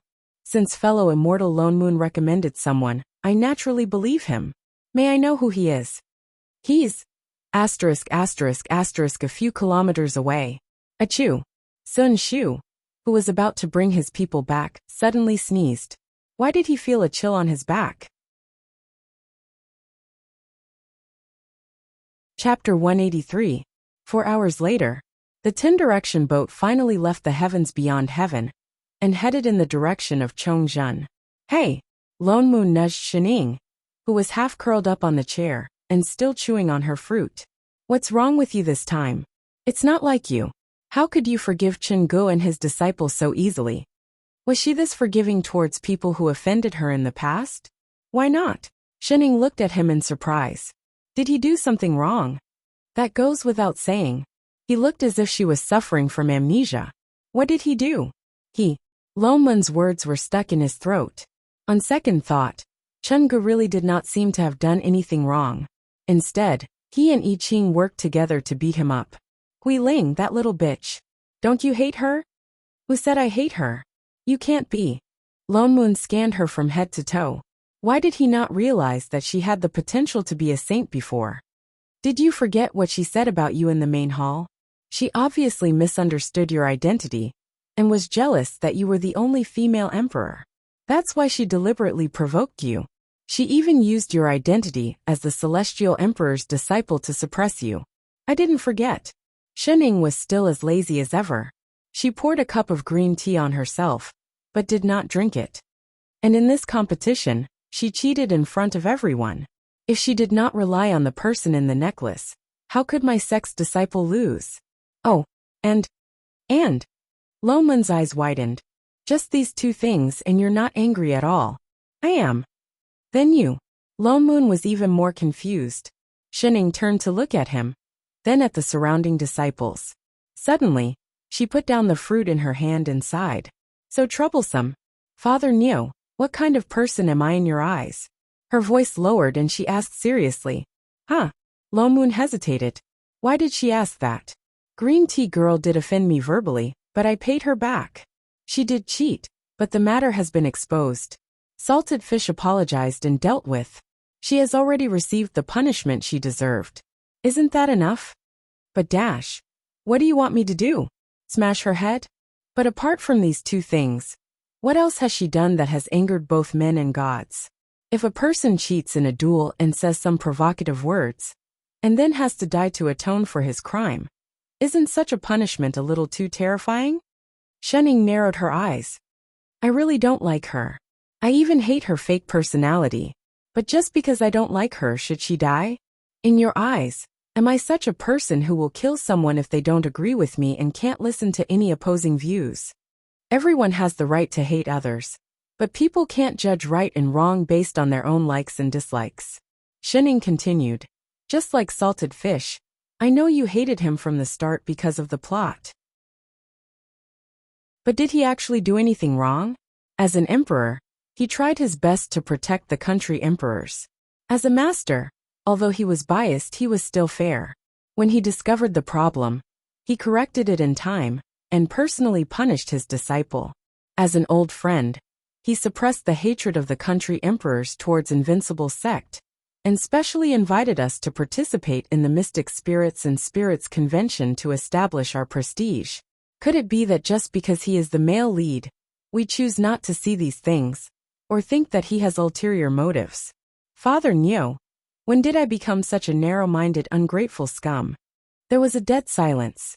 Loman's expression was even more complicated. He then began to reflect on everything that happened in the heavens beyond heaven these few days. Apart from his preconceived notions and his rejection of Chungu, it seemed that he really didn't do anything that was disadvantageous to them.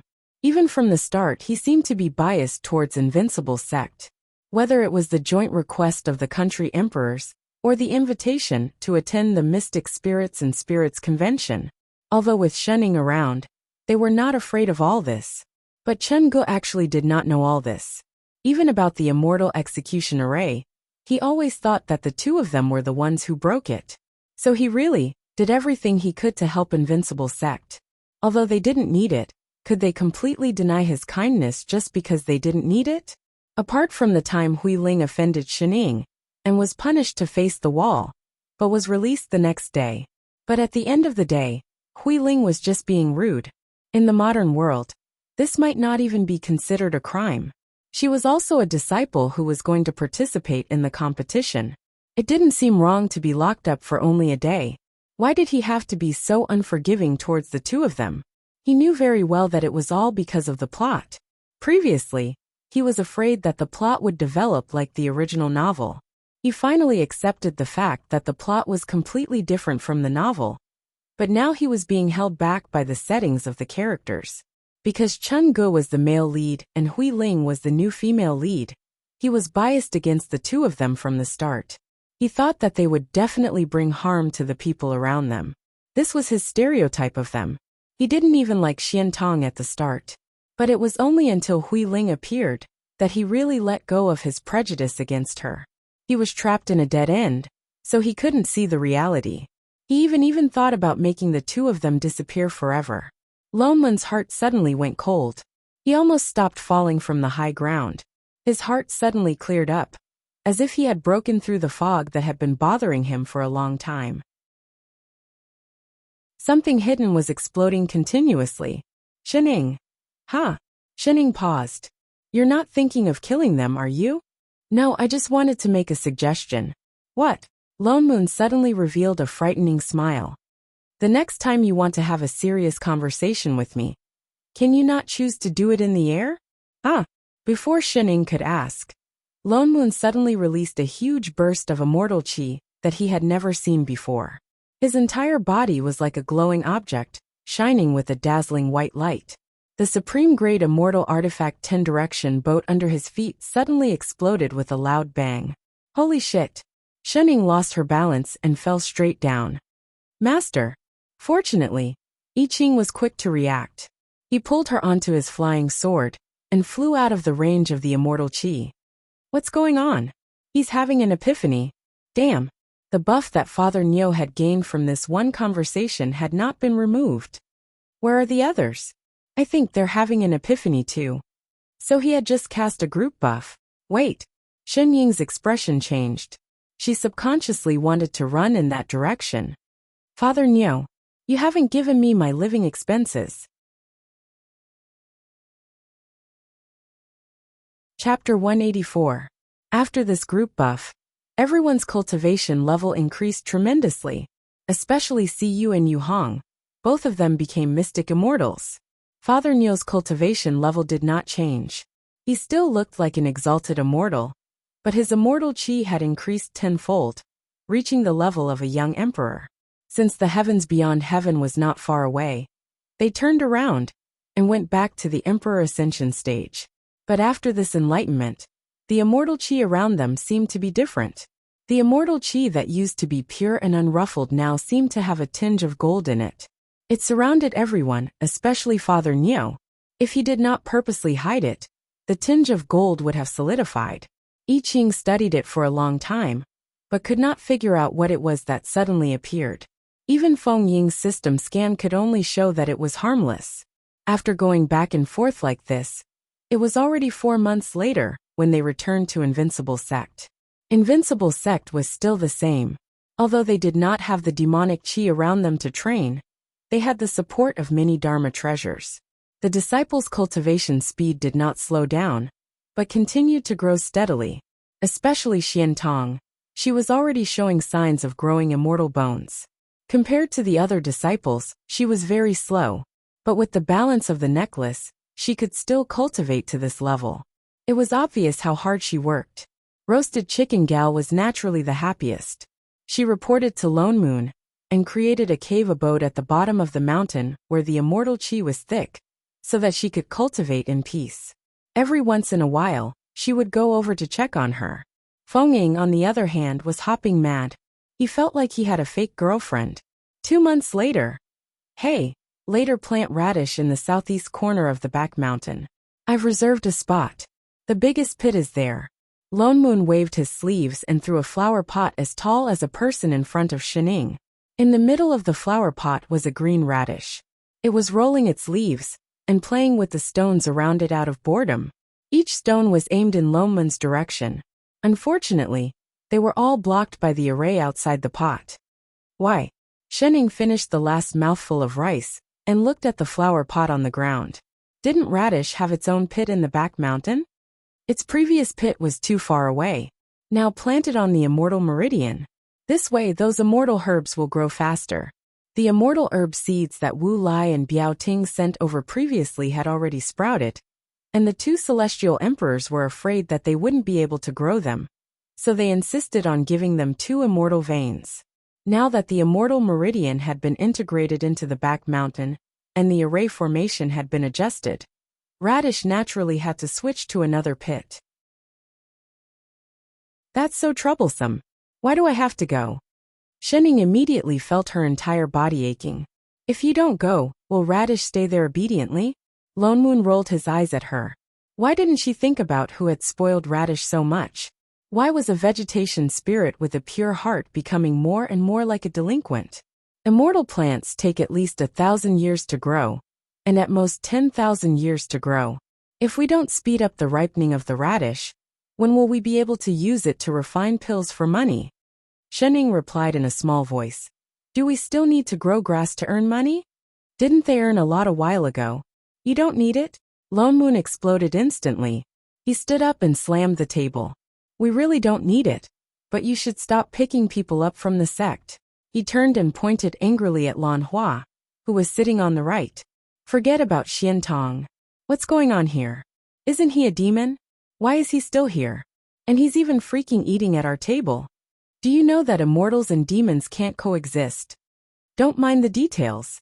Details my ass. As a demon, not only did Lan Hua not hide from immortal cultivators, he even dared to openly eat at an immortal sect.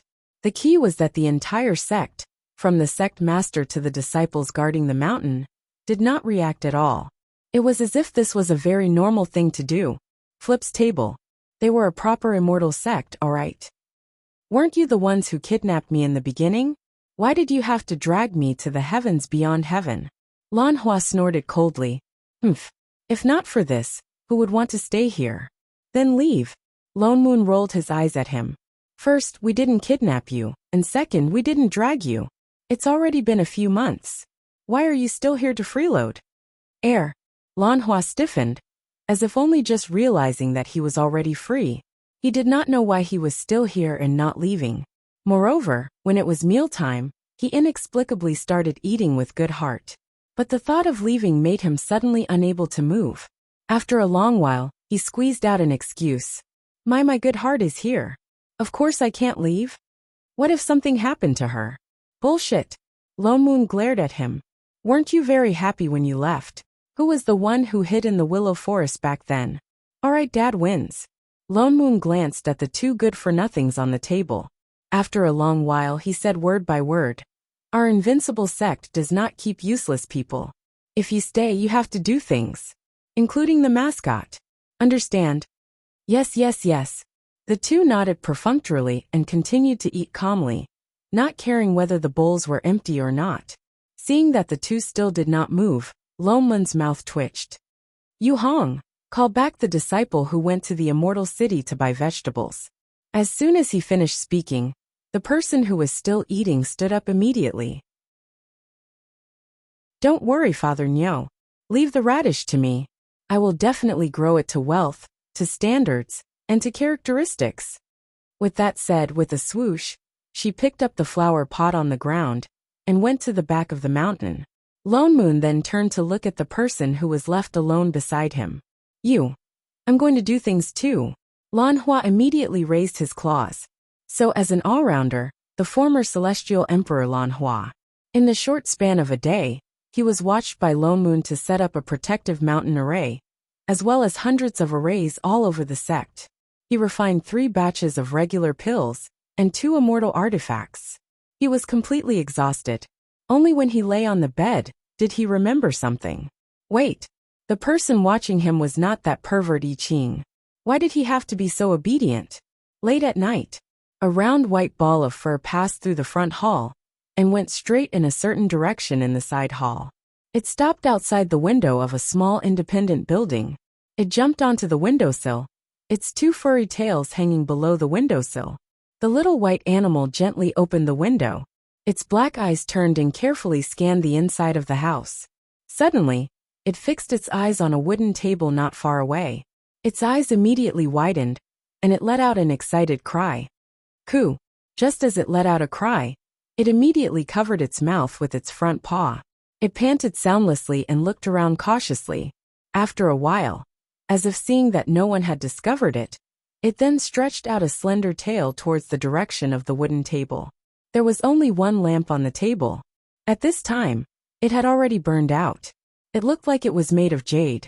There were white and green patterns floating on it. Even in this dark night, the lamp still emitted a faint glow. The little white animal tried its best to stretch out its tail, but the wooden table was at the other end of the house. There was a long distance between them.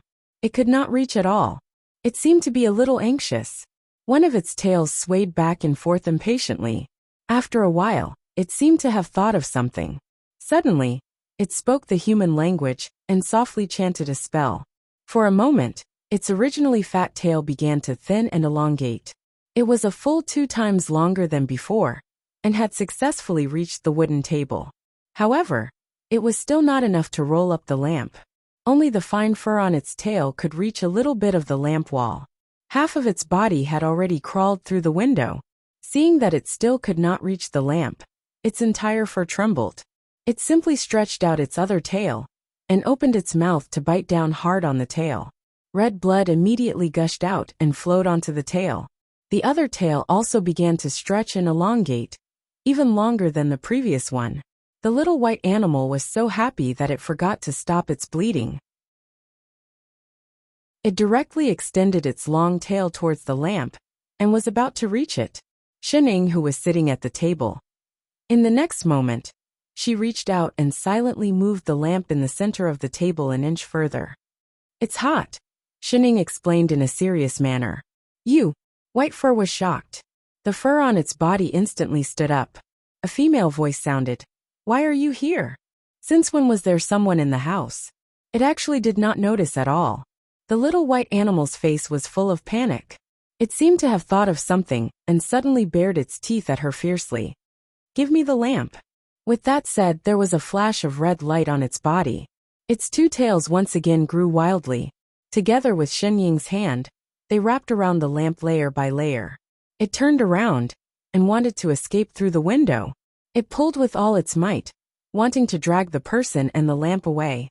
However, before it could jump off the windowsill, it found that it could not move. How was this possible? It immediately chanted a wind spell and used 10 times its strength to pull, but it still couldn't move it. Instead, there was a tearing pain at the root of its tail. Its entire body was in pain. Shenying looked at her hand that was wrapped into a ball by the tail and frowned in disgust. So hairy. She subconsciously raised her hand and gently pulled. White Hair, who had been unable to move for a long time, was instantly pulled back. His 4 claws were still gripping the windowsill, and with a rumble, he was pulled into the house along with the windowsill. It rolled to Shenying's feet and fainted. Shenying. This was a midnight snack that the sect let loose? 10 minutes later. Demon? Lone Moon, who heard the commotion and rushed over, picked up the little white animal on the ground. It's a level 2 demon. What happened? He turned to look at Yu Hong. How did such a weak demon break into the invincible sect? It could even make its way into Shenying's room. I don't know either. Yu Hong shook her head. Could it be that none of you discovered such an obvious demon? Lone Moon suddenly had some doubts about the effectiveness of the new array set up by the sect. There are many animals raised by the disciples in the sect. I don't know when a demon sneaked in. The corner of Lone Moon's mouth twitched. Aren't the animals you raise unintelligent poultry? Don't think that I don't know. The animals they raised were all meat dishes that they prepared for Shenying when he deducted their food allowance. This is obviously a fox. A 2-tailed spirit fox. Fox? Yu Hong paused. She looked at the round body. No wonder no one had discovered it. I thought it was a rabbit demon. See you. I thought it was a goat demon. Bitao. I thought it was a pig demon. Shenying. It looks meaty. I Ching. Master, should I go get the knife now? Hey, that's enough. Lone Moon glared at them. We haven't even started asking. Is there anything else in your heads besides eating? What's more, the intelligent demons in the immortal realm were either spirit pets or relatives of demon immortals. One look, and you could tell that it had an owner. Lone Moon stepped forward and conjured a spell to wake the fox demon on the ground. Where did you come from? Why did you steal this lamp? Lone Moon pointed at the jade lamp on the table. The fox demon was still confused.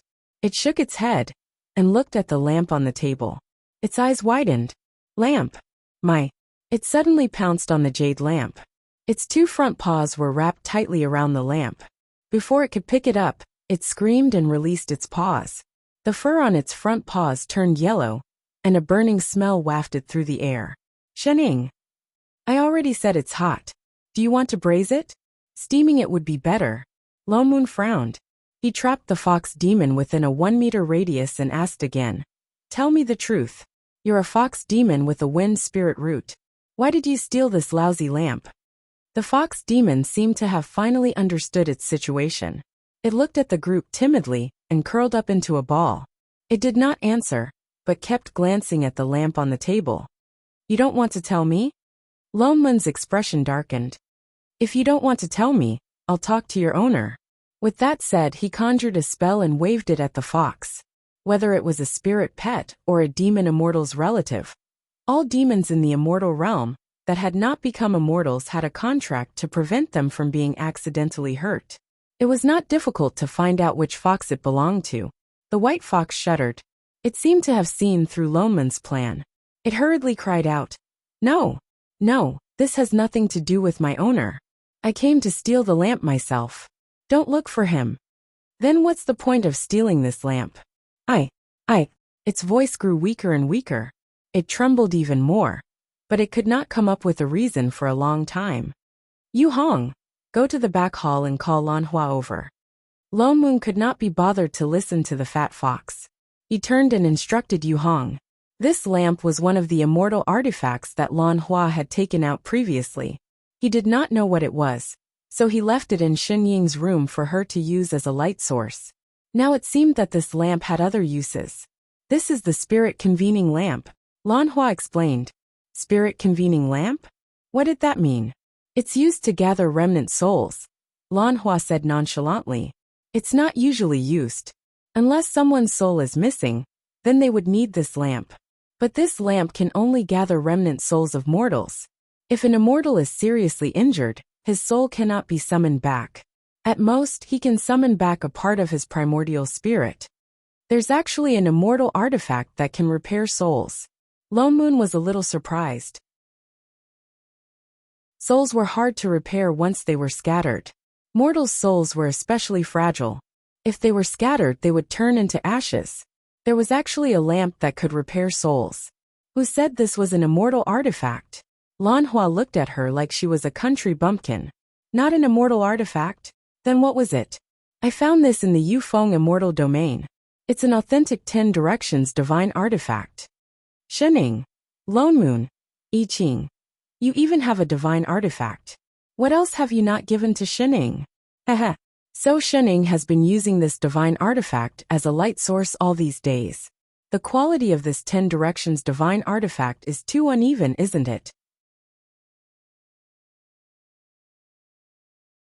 Chapter 185. Great Immortals, please lend me this lamp. Seeing that everyone already knew what the lamp was for, the fox demon began to plead. I promise to return it in 10 days. Please. Whose primordial spirit do you want to use this lamp to mend? Lone Moon frowned. I. The fox demon subconsciously raised his head to look at Lan Hua. His face was filled with hesitation as he looked around guiltily. Lone Moon was not in the mood to wait for her to make up stories. He conjured a spell and waved it at her. Don't. The white fox tried to stop him, but it was too late. A moment later, a seal appeared on the fox demon's pure white fur. The words Enchanting Han were written on it. The white fox's face turned pale. Enchanting Han? Who? Lone Moon turned and asked. Has anyone heard of this name? Everyone shook their heads, confused. The white fox on the ground paused. Then her eyes lit up with joy. She heaved a sigh of relief. Lan Hua, you're the oldest here. Have you heard of this name? Lone Moon turned to Lan Hua. What the hell was the oldest? This name sounds familiar. Enchanting Han. Enchanting. He thought hard for a long time, then shook his head. I can't remember. What's the point of keeping you around? You were once an emperor. Lone Moon rolled his eyes and frowned. This matter was a little difficult to handle. He could only wait until tomorrow to ask the newly appointed country monarch's son. But there's someone who should know. Lan Hua suddenly thought of something and suggested. Who? Wait a minute. I'll call him over. He rushed out like the wind. Less than 2 minutes later, he returned dragging a man dressed in blue. He said confidently, It's him. Exalted Goddess Shen, fellow immortals, long time no see. Chu Xian smiled awkwardly. Lone Moon. Shening. I Ching. Explain. The corner of Lone Moon's mouth twitched. He took a deep breath and resisted the urge to punch someone. He grabbed Lan Hua and asked, Where did this person come from? Wasn't he locked up by Chen Ge? Why was he here? I just popped out tonight. Lan Hua looked aggrieved. When he returned to his room at night, this guy came. Wasn't it too late to chase them out? Fellow immortal Lone Moon, you've misunderstood. Chu Xian immediately explained. I did not escape. It was Chen Ge, that bastard. He released me on his own accord. He Chuan paid the price and promised not to be enemies with Feng Song. So the matter with the immortal execution array is over. Let bygones be bygones. Since Celestial Emperor Lan Hua had been found, he would have plenty of opportunities to repay his kindness in the future. Even if they wanted to escape, they wouldn't have come this way. He glanced at Shening, who was squatting on the ground and plucking the white fox's fur from time to time.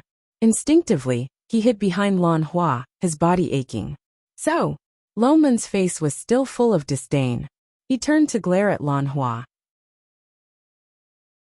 What does this have to do with you being here? Here comes another freeloader. Lan Hua subconsciously averted his gaze. Anyway, it has nothing to do with me. He came on his own. I'm here to look for Moss. Celestial Emperor, Chu Xian said in a low voice.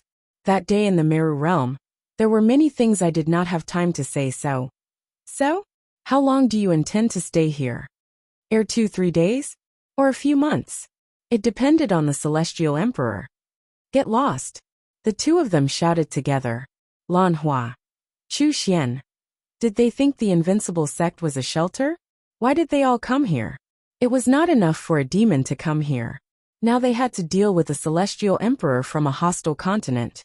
If this went on, they would become the target of everyone. Aya, Father Niu, you're a guest. Don't mind the details. Shening stood up and patted Father Niu's shoulder. She turned to Chu Xian and asked, Did you bring immortal stones? Ha! Chu Xian paused. He did not understand what she meant, but he still took out a few bags of immortal stones from his storage bag and handed them over. I did bring a few bags. You should have said so earlier. Shen Ying's eyes lit up. So many.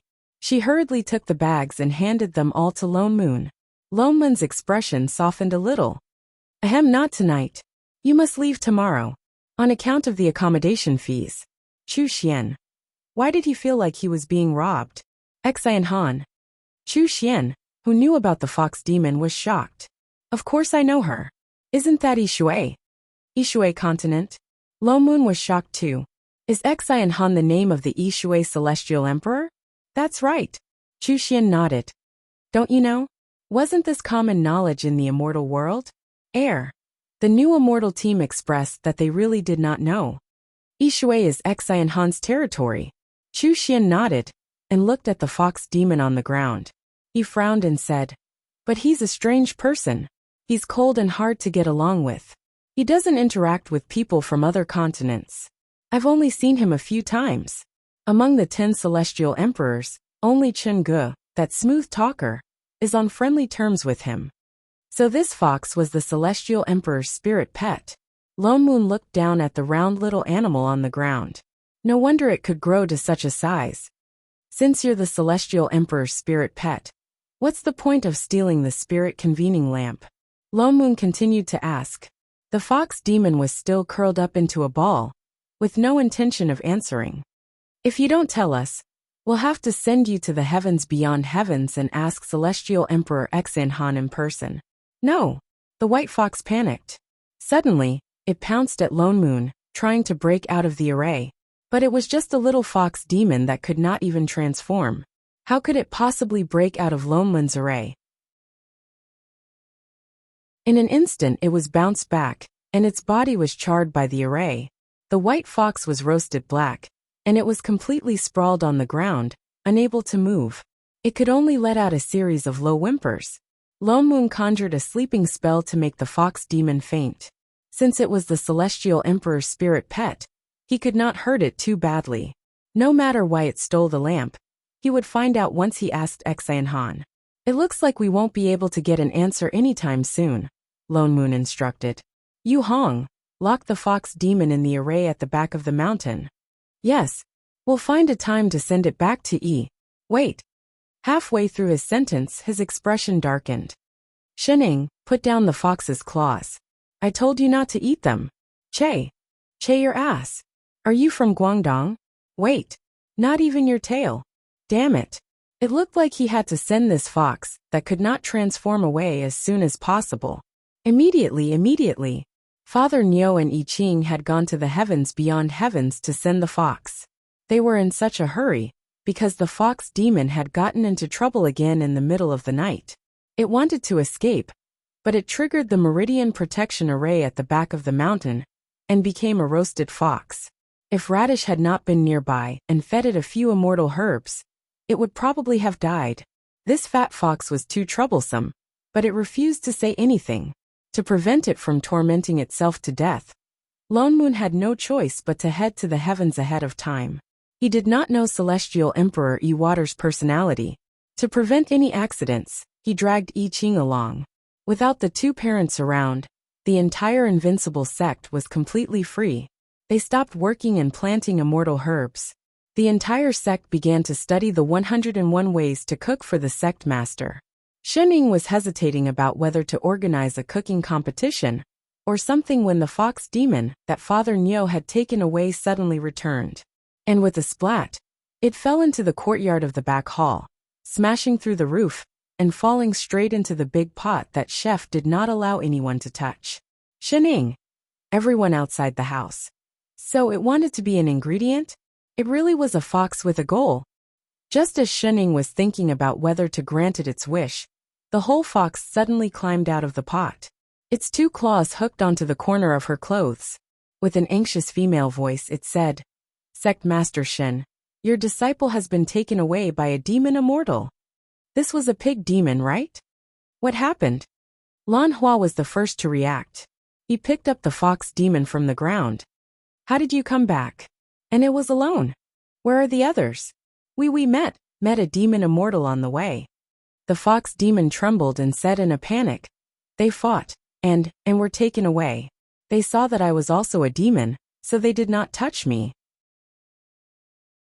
"You quickly go and save them." "Demon immortal." Chu Xian frowned and said disdainfully, "How does Shen Ge manage Feng Song? Even demon immortals can come and go as they please?" Shening frowned and did not speak. Instead, the fox demon said anxiously, "It was not easy for me to escape and inform you. Those two demon immortals are very powerful. You'd better prepare well before you go and save them." "Where were they taken?" Lan Hua asked. I don't know." The fox demon shook its head. "I only saw them heading south." "South?" Chu Xian thought about it carefully. "Then they should have gone to another continent." "Shen, exalted goddess, demon immortals and us immortal cultivators have never been on good terms. The elders of the sect have been taken away. We'd better hurry or else." "There's no rush." Shening suddenly turned and sat down lazily on the chair. She looked down at the fox demon and said, "You said that Father Niu and Chef were both taken away by demon immortals." "Yes." The fox demon nodded. "I saw it with my own eyes. Hurry and go and save them before it's too late. No matter how anxious we are, we have to get to the bottom of this." Shening remained calm. "Let me guess. Both of them are young emperors. The demon immortals who captured them are at least of a higher cultivation level than them. That means they are at least immortal emperors. But you might not know that they are sword immortals. Not to mention Father Niu. Even 10 immortal emperors would not be able to take Chef away." Hearing this, the white fox shuddered. Its anxious gaze suddenly turned away in panic. "That means," Shening continued, "the person who captured them must be a celestial emperor, and there must be more than one." She turned to look at Chu Xian. "Hey, Boss Lan's friend, how many of the celestial emperors are demon immortals?" Chu Xian stiffened. What the hell was chicken oil? Still, he answered honestly. "Among the 10 celestial emperors, 3 are demon immortals. Qing Zai's Biaoting, Feng Tian's Wu Pai and Tian Zhao's Bai Ti. There are only 3. That makes things easier." Shening narrowed her eyes and smiled at the fox demon. "Let me tell you one more thing. Little Biao and Little Biao are very close to Father Niu. They could not have captured them. That leaves only the last one." The white fox subconsciously curled into a ball. "The last one by T," Chu Xian reminded. "Oh, we don't know this person. It doesn't make sense that they would come to capture us without any grudges. So those people could only be coming for you."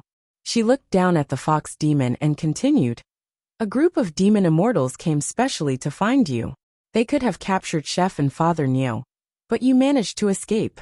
This doesn't make sense unless—" Her expression darkened. "You are in cahoots with them. You are a fox demon who failed to steal something and was severely injured. You did not escape in the face of danger, but came back to report. Even Radish can see that you have other motives. You just reminded us to be fully prepared before we go rescue them. The more prepared, the better. Ordinary immortal artifacts won't do. It's best to bring 1 or 2 divine artifacts. For example, the spirit convening lamp." The fox demon trembled even more violently. His entire body arched, as if he was going to rush out the next moment. Shening squatted down and leaned in close to the fox demon. She said word by word, "Little animals that lie will be roasted." "Fox. Everyone. Tell me, what happened to the 2 of them?" The fox demon did not answer. Instead, he suddenly lowered his body and turned around, trying to escape. Lan Hua, who was at the side, waved his hand and sent a wave of demonic qi towards the fox demon. The fox demon fell to the ground and began to struggle. Let me go, let me go. I'm not lying to you. They were indeed captured. I just want that lamp. I just want that lamp. But no matter how he struggled, he could not break free from the demonic chi. Instead, his pure white body was covered in bloody marks. Only then did he stop struggling. As if he had accepted his fate, he sounded like he was about to cry. Please lend me the lamp. I won't tell anyone what happened here. I'll pretend that nothing happened. If you don't believe me, you can kill me after this. I just want to borrow that lamp to save people. Boo-hoo. I beg you. What did we do? Shening frowned. What did he mean? I won't tell. Really? Tell me what happened here. Tell me. The fox demon looked up and said weakly, You are harboring demons. Shening. The sheltered Lan Hua. So this was why he refused to say why he stole the lamp last night. The point was, this was a little hard to explain. Shening suddenly understood why Father Neo was so against Lan Hua freeloading. Forget it. I'll go find the two of them first. Everything else could wait for Father Neo to return. Good. The person who is harboring them stays. Lan Hua. I'm not familiar with Bai Zhao. You lead the way. Bring this little animal with you. Chu Xian. Could he ask not to leave out the last word? Calling it chicken oil was better than calling it chicken.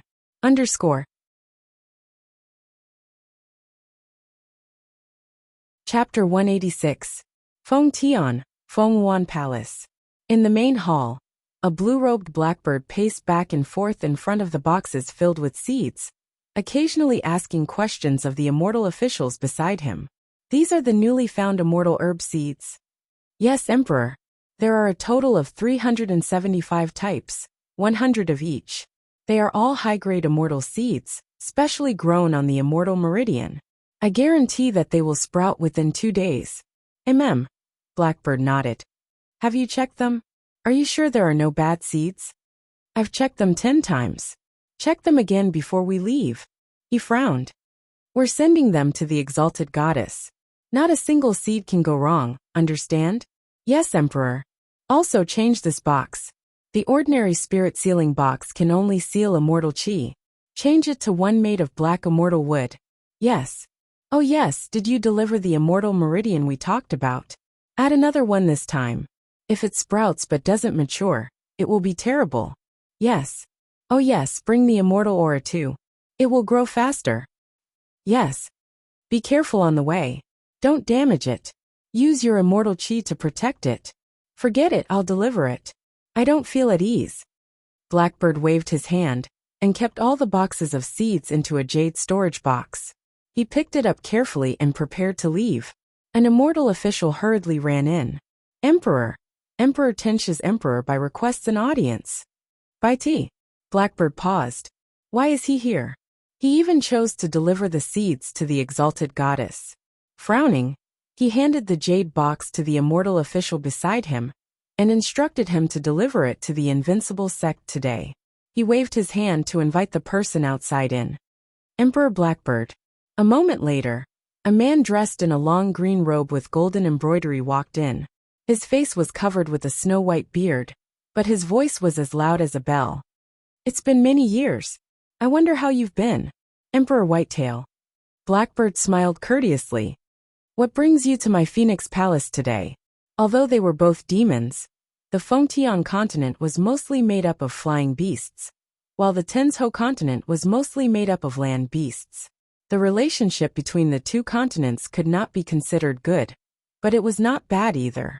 This was the first time Bai Ti had taken the initiative to look for him.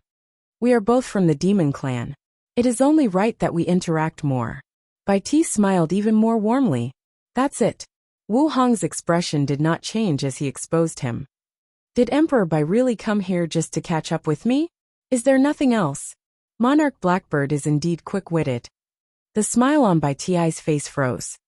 I'm not afraid of Brother Wu laughing at me. I am here today to ask the Celestial Emperor for a favor. It's about my disobedient daughter. What's wrong? Your little princess disappeared again? Blackbird's voice was low, and there was a hint of ridicule in it. The entire Beyond Avalon knew that Bai Ti had a daughter. Bai Ti seemed to be used to it. He let out a long sigh and said, "All you know is that I only have one child. She was usually pampered and spoiled, causing her to develop a stubborn temper. Of all the people she could have fallen for, she just had to fall for." Sigh, after scolding her a little, she actually said she wouldn't come back. And she really didn't. "And then why didn't you go find your daughter? Why did you come to my Feng Tian?" Wu Hong asked. "I don't even know where she is." "Monarch, you must be joking. Yesterday, I saw her in another continent. I wanted to forcefully bring her back, but..." He seemed to have thought of something and frowned. "Unfortunately, I met two troublesome sword immortals. I almost fell into their trap. If not for Imperial Lord Jija's presence, and the divine artifact, the divine refining bell, Jija would have died. I barely managed to take them down." He sighed again before continuing. "But that child took the opportunity when I was fighting with them to run away again. I searched for her for a whole day, but I couldn't find any trace of her." The more he spoke, the angrier he became. He glared fiercely at the small bell in his hand before continuing. "I'm guessing that she must have been tricked by those two sword immortals during this period of time. She must have gone into hiding again. I heard that Monarch Wu Hong is on good terms with the monarchs of the immortal cultivation continent. I wonder if you can help me ask the immortals below to help me look for her." Wu Hong nodded. This was not a big deal. "But since you've already captured those two sword immortals, why don't you just ask them where they are? Although I've captured them, this divine refining bell only activates once every 7 days. I can't release them for questioning right now." As he spoke, he turned his hand, and a small silver bell appeared in his palm. There was a faint flicker of fire in the middle of the bell. If he had to wait for another 7 days, his daughter would have run away long ago. "That's easy to solve," Wu Hong suggested. Blackbird suggested. "The harpies have a heart inquisition formation that allows us to see the memories of others when they are weak. As long as we set up this array on this bell, we might be able to find out where your little princess is." "That's great." Bai Ti was overjoyed. He hurriedly handed the bell over. "Thank you, Monarch Wu Hong." Wu Hong took the bell. He could faintly sense the auras of two immortals within it. As he conjured a seal, he asked, "Oh yes, who are the sword immortals in this bell? They seem to be extraordinary to be able to compete with you." I don't know either. I've never seen them before." "Oh, I heard them say that they're from some invincible sect." Clang! Wu Hong's hand trembled. He threw the small bell in his hand away. "Invincible. Invincible. Invincible sect. You're freaking kidding me. Wu Hong." Bai Ti was shocked. He hurriedly caught the divine refining bell. "What's wrong with you?" Before he could finish speaking, he saw that Wu Hong's face had turned pale. His hands were trembling like leaves in the wind. No, no, no. He must have been listening in the wrong direction. You say that again. Where are they from?" "Feng Song Invincible Sect." Boom! A bolt of lightning struck Wu Hong's heart. He felt as if his entire world had been burnt to a crisp. Pooey! He felt as if he was going to vomit blood. "Bai Ti." He suddenly grabbed Bai Ti's hand and said anxiously, "Listen to me. Hurry, let them go right now. Hurry. Otherwise it'll be too late." "What?" Bai Ti looked confused. "But this bell will take 7 days to..." "Then smash it." Wu Hong was about to cry. "Use immortal weapons, special lightning, primordial fire. Anything will do. Hurry up and let them go." "But this is a divine artifact." "What the hell is a divine artifact? Who cares about it now?" "Oh yes, you can use a divine artifact to smash it open." "Wait, I'll give it to you." As he spoke, he took out a guqin and stuffed it into Bai Ti's hands. "Wu Wangqin. Here. Use this to smash it." "Forget it, let me do it." With that, he raised the guqin in his hands and threw it into Bai Ti's hands. "Wait. Emperor Wu. That's not how you should use a guqin." Just as the guqin was about to smash down, the bell in Bai Ti's hands suddenly emitted a blinding white light. The originally palm-sized bell began to grow larger and larger. Bai Ti had no choice but to throw it to the ground. In an instant, it had grown to the height of a human. Following that, there was a cracking sound. Cracks began to appear on the silver surface of the bell. The cracks began to spread across the entire surface of the bell. In a short span of 3 seconds, the cracks had covered the entire surface of the bell. This is. Bai Ti was shocked. My divine refinement. Before he could finish speaking, there was a loud crash. The silver bell broke into pieces. In an instant, a huge amount of sword chi covered the entire sky and attacked Bai Ti.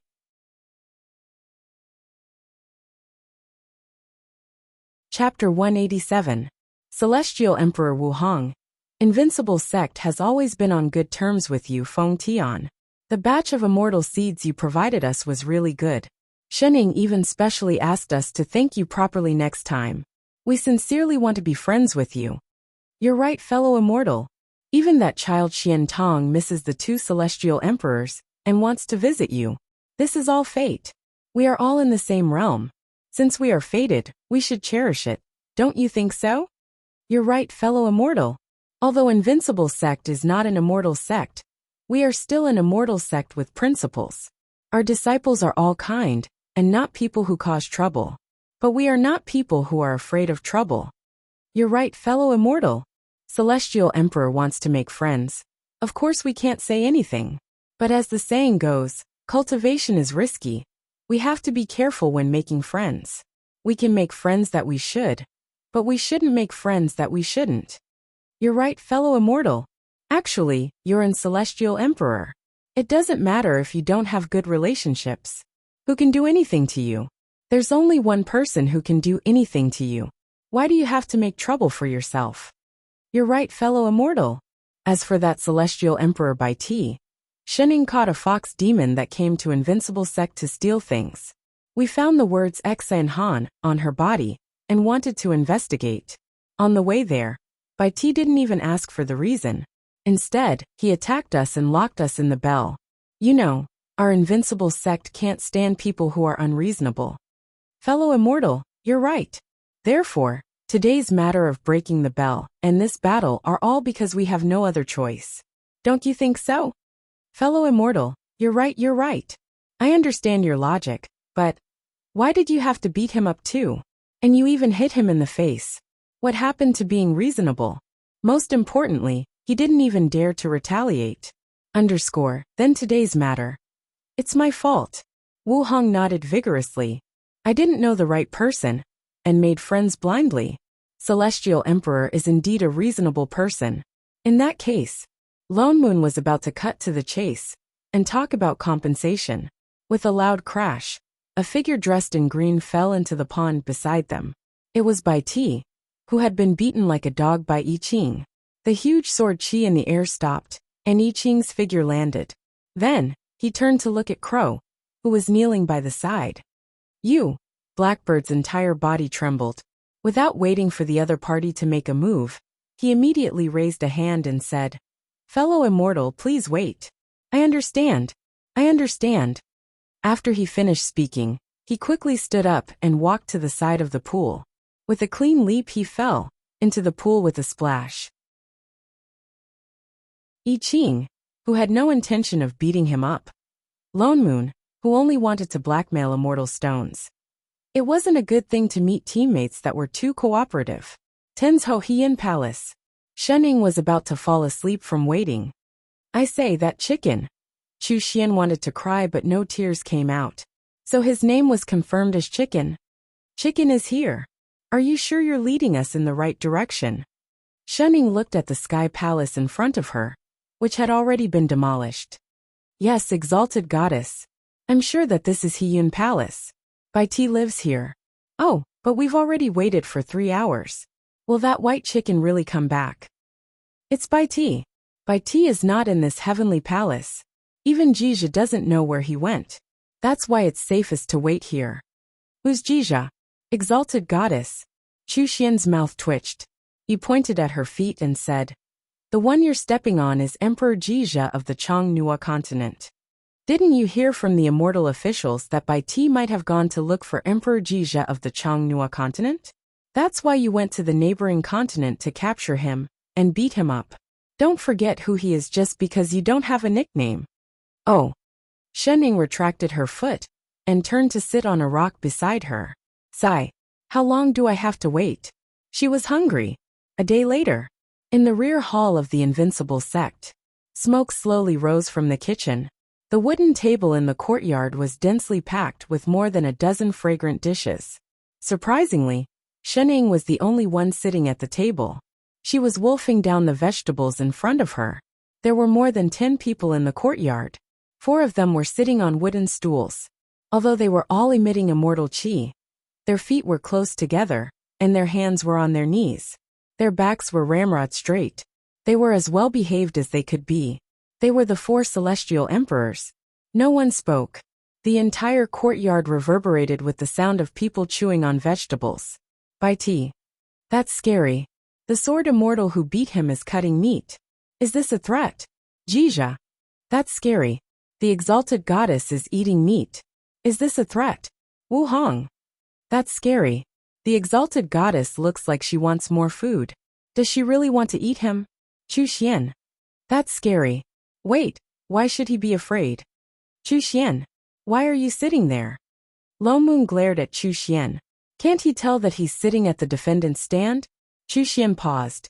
Then he reacted. That's right. He didn't do anything wrong. Why was he sitting there? Damn. Chu Xian was used to sitting on the same level as the 10 celestial emperors. He stood up immediately and stood beside Lone Moon. Then, he threw the white-furred fox beside him onto the bench. Jiao. Bai Ti's heart ached. He wanted to hug the fox beside him. But before he could do so, he retracted his hand and continued to sit there. Tell me, how do you intend to resolve this? Lone Moon rolled his eyes. He turned around and nudged Shening. We're dealing with serious matters. Sit over there. Don't get in the way. Shening paused. She stood up, only to find that all the other chairs had been moved to the defendant's stand. There was no chair left. Exalted goddess, I have a chair here. Chu Xian's eyes lit up. He immediately retrieved an armchair from his storage bag and put it down. Please have a seat. Thank you. Shening then sat down and continued to eat without any distractions. I Ching, who was about to move the chair. Little b asterisk tch. Chu Xian, why do I feel a chill down my spine? Exalted goddess. Fellow immortals, it's a misunderstanding. It's really a misunderstanding. Jija, who had been beaten up the most, tried to shift the blame to Bai Ti. Bai Qiao is the White Thearch's only daughter. The White Thearch went out to look for her, because she did not return home for a long time. I met him by chance on the road. We really don't know each other well. Bai Ti. What a disloyal fellow. He glared at him, cupped his fists and said, I have indeed misunderstood the two of you. I saw Jiao Jiao in your hands and she was injured. I thought it was you. I attacked her in a moment of desperation. When I regained my senses, you were already locked up in the divine artifact. That's why, now that things have come to this, no matter what you want to do with me, I am willing to accept it. And me exalted. Exalted goddess, me too. Jija immediately raised his hand. As long as they did not kill him, he would give up his position as the celestial emperor. The remaining Wu Hong. He looked back and forth between the two of them. Subconsciously he raised his hand as well. I didn't do anything. Is identical to. If fellow immortals are willing to let my daughter and me go, no matter what you ask of us, Bai Zhao will do it. I don't want to go back. Before he could finish speaking, the fox demon, who had been curled into a ball, suddenly spoke up.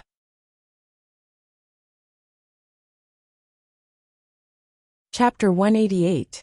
Jiao Jiao. Bai Ti chided her. Why was she still throwing a tantrum? No, I don't want to go back.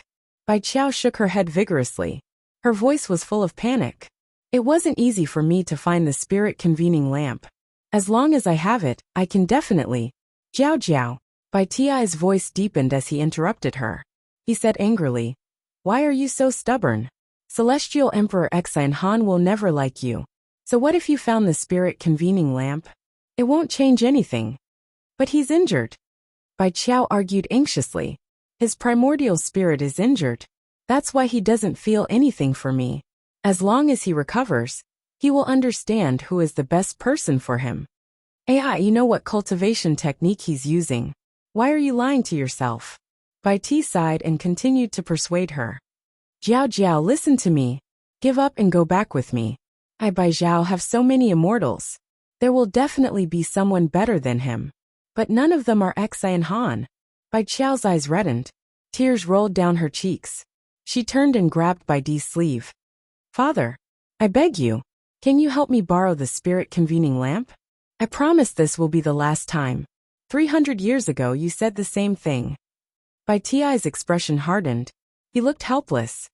But what happened in the end? All these years, because of a man who doesn't love you, you've fallen from a Stygian immortal to a second-stage demon. Don't tell me you're really going to throw your life away for him? Have you ever thought about what I will do if you leave? Bai Qiao was stunned, but the tiny glimmer of hope in her eyes shone brightly. Father, I'm unfilial, but I've only had one wish since I was young. I'll be careful. I'll be fine. As long as I have the spirit convening lamp. As long as... Think about it. He's a celestial emperor. Why would he need you to help him recover his primordial spirit? Even without the spirit convening lamp, he can still recover. Besides, Bai Ti reminded her, even if his primordial spirit recovers, he won't feel anything for you. Bai Qiao stood rooted to the ground. Bai Ti's heart ached. He summoned a strand of immortal qi and sent it into the white fox's body to help it transform. A moment later, a white-robed young girl appeared beside him. Willowy eyebrows, phoenix-like eyes and cherry-like lips. As expected of a fox's transformation, her appearance was very distinctive. However, his eyes seemed to be filled with melancholy that could not be dispelled. It was as if tears would gush out in the next moment. Jiao Jiao. Bai Ti sighed and continued to persuade her. You know that he cultivates the heartless Tao and has a heart of stone. Who in the celestial world didn't know that in order to sever all relationships and cut out his own heart, he became a celestial emperor? He's a heartless person and doesn't understand what love is. No matter how much you help him, the result will be the same. But, Bai Qiao burst into tears again.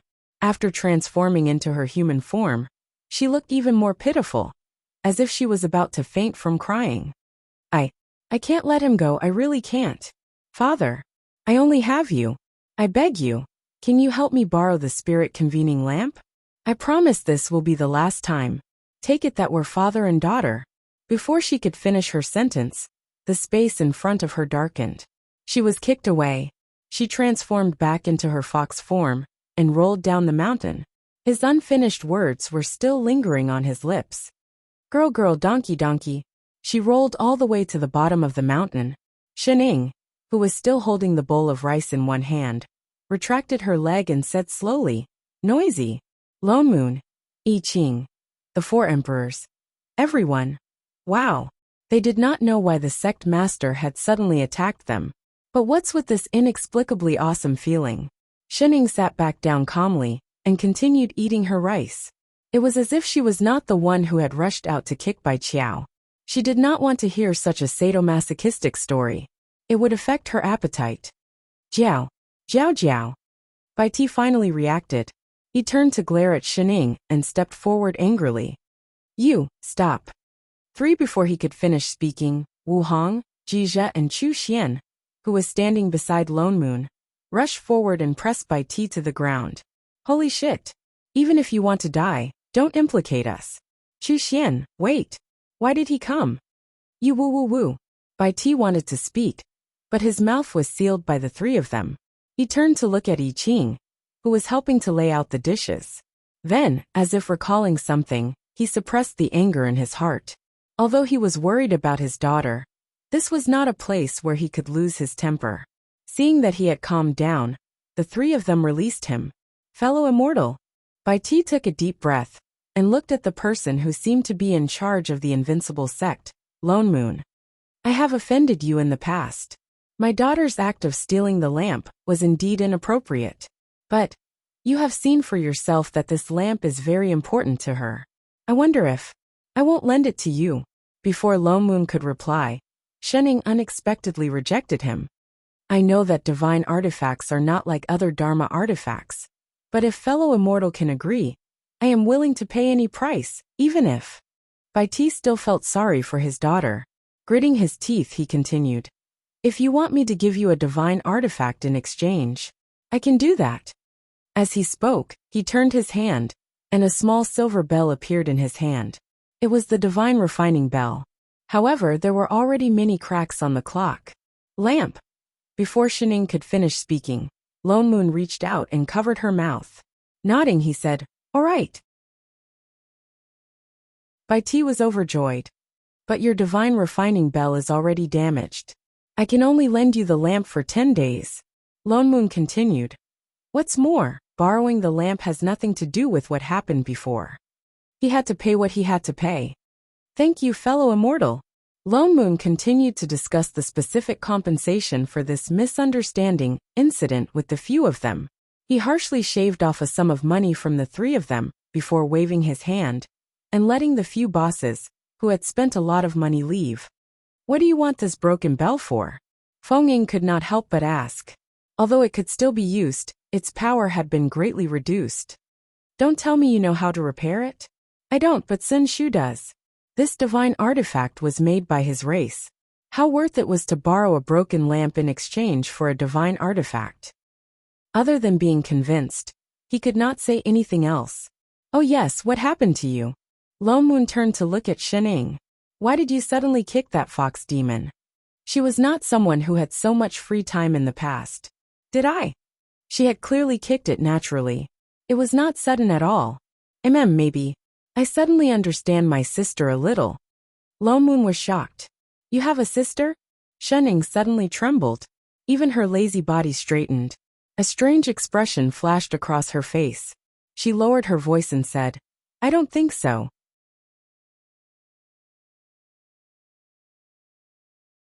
Chapter 189. The 3 celestial emperors left. Father Neo had made a big deal. No one knew exactly how they talked about it. Judging from how he nonchalantly approved Xin Ying's unlimited requests for supper in the future, it must be a large sum. Father Neo arranged for Lan Hua to stay at the back of the mountain, to look after the large immortal herb field. His main task was to water the immortal herbs. Perhaps it was because they had developed some revolutionary friendship during those few days in the heavens beyond heaven that Radish, who had always disliked all males, actually did not object. The 2 of them worked well together. One watered the herbs while the other helped Lan Hua refine them into pills of various grades. The 2 of them managed to take care of an entire production line, freeing up the entire sex labor force, and causing the disciples' cultivation levels to increase rapidly. Chu Xian did not leave either. After paying a sum of money for food, he planned to stay here for a long time. At first, he followed Lan Hua around all day, wanting to bring him back to Hechuan to repay his debt of gratitude. After a few days of hard work, there was no result at all. Everyone in the sect looked at him more and more strangely. Every time he went to the back mountain, he would attract a crowd of onlookers. Occasionally, people would even cheer him on. At first, he was a little confused.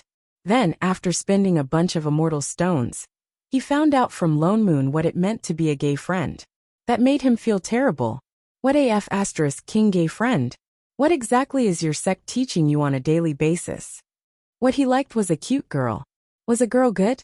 To prove that he was a straight man, Chu Xian felt that he had to do something. So he chose to do what every straight man would do. He bragged to the girls in the sect. Straight face, every day, he worked hard to dig up all kinds of gossip about the 80 celestial emperors. He was the one who told everyone about Bai Qiao and Xan Han's relationship. The story was quite long. It had to start with the divine artifact of Yufeng immortal realm. Tens of thousands of years ago, Bai Qiao was a Stygian immortal and Bai Ti's daughter. Although Bai Ti was not a celestial emperor at that time, he was only an immortal emperor. But Bai Qiao was also a famous heavenly beauty in the immortal realm. The immortals who wanted to be her Dao partner could be lined up from Bai Zhao to Feng Song. But when the divine artifact divine refining bell appeared, Bai Zhao fell into internal strife. Although Bai Ti managed to subdue the bell and become a celestial emperor, his daughter Bai Qiao was accidentally knocked down to the lower realm. That was when she met Xan Han, who was still a cultivator in the lower realm. She had saved the damsel in distress and fallen in love with him. Bai Qiao followed Exa and Han back to the upper realm. The two of them had a sweet time together. It was said that they even wanted to become Dao companions. Bai Ti did not want his daughter to marry a newly ascended Earth immortal. But for some reason, Exa and Han suddenly became a Exa and Han. His cultivation base kept rising. In just a few thousand years, he had reached the ascendant immortal stage. Bai Ti naturally did not object. However, the relationship between the two of them had become problematic. Those who cultivated the heartless Dao would slowly lose all sorts of emotions. Exa and Han's attitude towards Bai Qiao grew colder and colder. The two lovers drifted further and further apart. In the end, Exa and Han decided to dismember his own heart in order to achieve a breakthrough. But Bai Qiao refused to give up. In order to save Exa and Han's life, she used up all her cultivation to repair his heart meridians. In the end, Exa and Han survived and became a celestial emperor. Bai Qiao, however, became a second-level demon fox. Sigh, fate makes a fool out of us. That's why Bai Qiao could not let go of Exa and Han. She wanted him to remember the feelings between them. Unfortunately, after so many years, Exa and Han is still unmoved by her. I can only say they're fated, but not meant to be. Back then, many people in the immortal realm sighed. Chu Xian heaved a long sigh. He looked at the surrounding girls who were listening to the gossip and said seriously, "If it were me, I would never let my woman be sad." Did you see that? My manhood. I like girls. Everyone sighed. They understood why Bai Qiao was so stubborn. After all, they were once so in love. They could not help but feel sorry for the loss of their relationship. Except for Shening. As she munched on her snacks, she suddenly said, "Chicken, is this what it means to be fated but not meant to be?" Chu Xian pursed his lips. Could she not call it chicken? Isn't it supposed to be fated, but not meant to be? Exa and Han switched to the heartless Dao because of Bai Qiao. Now that his cultivation level has increased, the two of them can no longer be together. So according to your logic, Shening continued lazily, that whatever Han is a retard? He was stunned. What did she mean? Where did that come from? He knows that this cultivation technique is not good, but he still practices it. Isn't that retarded? Was she supposed to praise him for being smart? That did not make sense, right? That seemed to make sense. But this cultivation technique does increase one's cultivation level quickly. The more one cultivates the heartless Dao, the weaker one's feelings become. What's more, he has no heart. Without a heart, he would not understand love.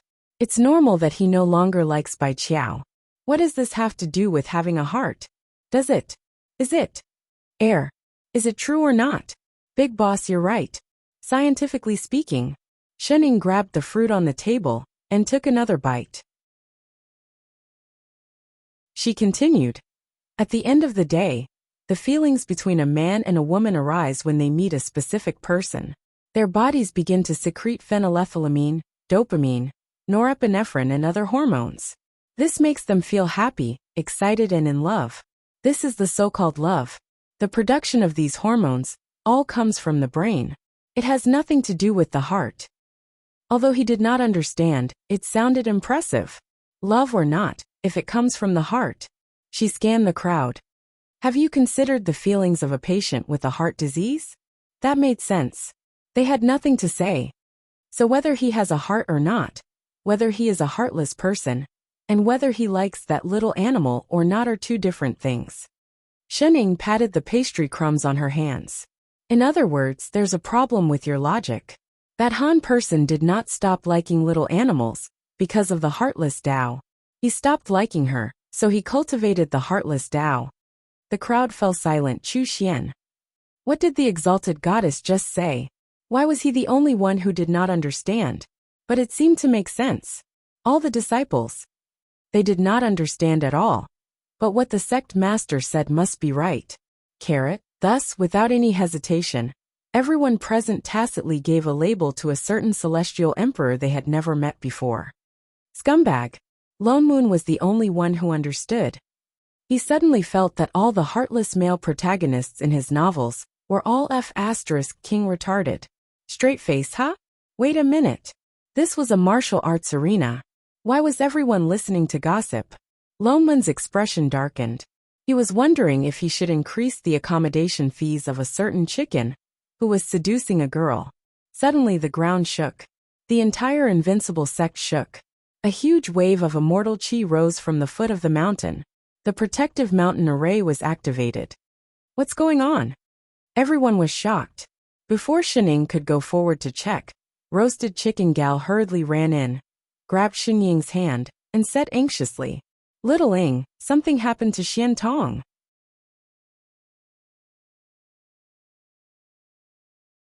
Chapter 190. This is the heavenly tribulation. Lone Moon looked at the foot of the mountain and asked anxiously, "Roasted Chicken, Pui Qingyu, what's happening down there?"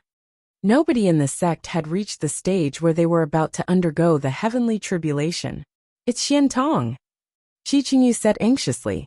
"I saw that she was about to form her immortal bones, so I've been guarding her these few days. Just now, her immortal bones were formed, but for some reason, the heavenly tribulation was triggered." "How is that possible?" Loman's expression changed. "Even if she formed her immortal bones, she's just an earth immortal. This is not the lower realm. There can't be the lightning tribulation." There were so many disciples in the sect, and they were all low-level cultivators. None of them had triggered the heavenly tribulation when they were earth immortals. "I don't know either," Qi Qingyu said anxiously. "Her cultivation level is indeed just at the edge of earth immortal, but the heavenly tribulation suddenly came. Feng is outside helping Xian Tong set up an array, hoping to hold it off for a while." Just as she finished speaking, there was a loud rumble of thunder. A bolt of lightning struck from the sky, heading straight for the foot of the mountain. "It's starting."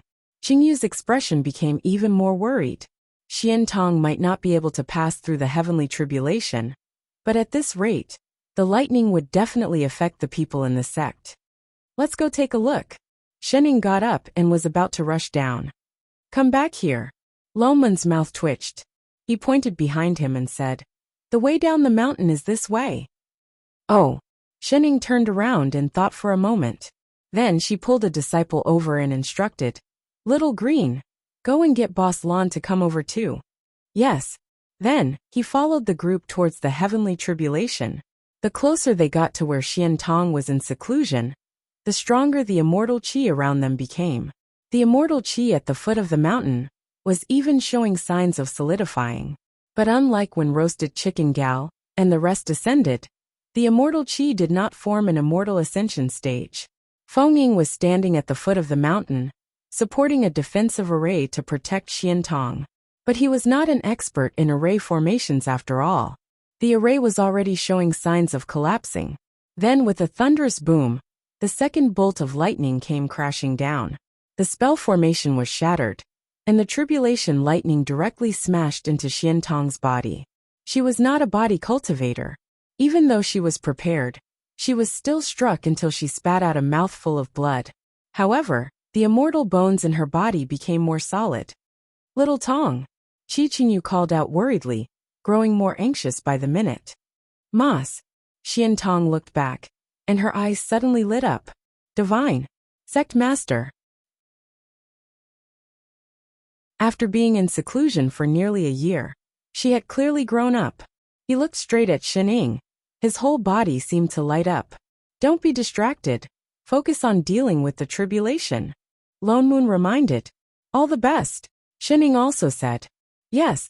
Xian Tong's expression turned solemn, as if she was filled with courage in an instant. She closed her eyes and focused on circulating the immortal energy in her body. The wounds on her body that had just been struck began to heal at a speed visible to the naked eye. In the next moment, the third bolt of tribulation lightning fell. Lone Moon hurriedly set up a few array formations to prevent the tribulation lightning from affecting Invincible Sect. He also let Feng Ying out.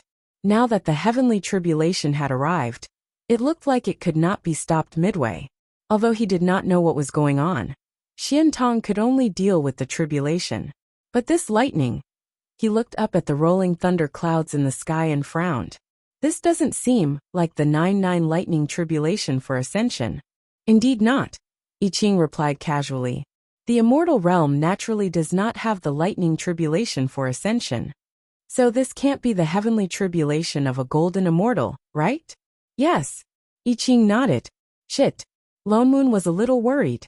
He looked at Xiantong, who was in the midst of the lightning tribulation, with a body that was not even an earth immortal, to withstand the heavenly tribulation of a golden immortal. Even a body cultivator would not be able to do so. How long had she been cultivating? She's clearly just ascending to an earth immortal. There are so many disciples in the sect. Why is she the only one who has the heavenly tribulation? Lone Moon could not understand. What happened to the halo of the female lead? The female lead was treated like this? Did the author know? Just as he was thinking, Lan Hua, whom Shening had just told him to look for, was already flying over with Radish on his back.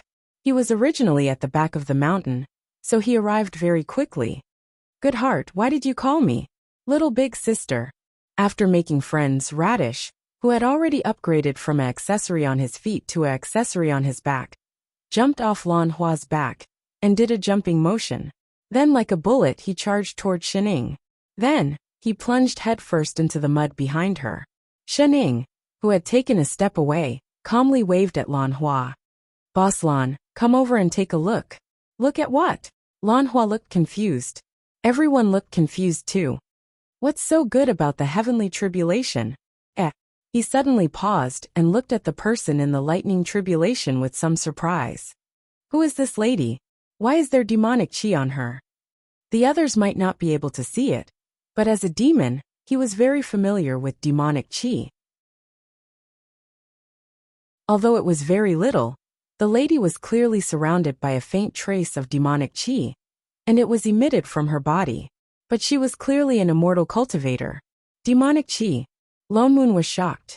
Recalling Xiantong's identity, he also realized why Shening had called Lan Hua over. Could it be because of this that she attracted the heavenly tribulation when she ascended to become an earth immortal? She's an earth immortal. Lan Hua paused for a moment, then nodded with a look of understanding. It's very possible. This is also the first time I've seen such a situation. By right, the two auras of immortals and demons repel each other and cannot exist at the same time.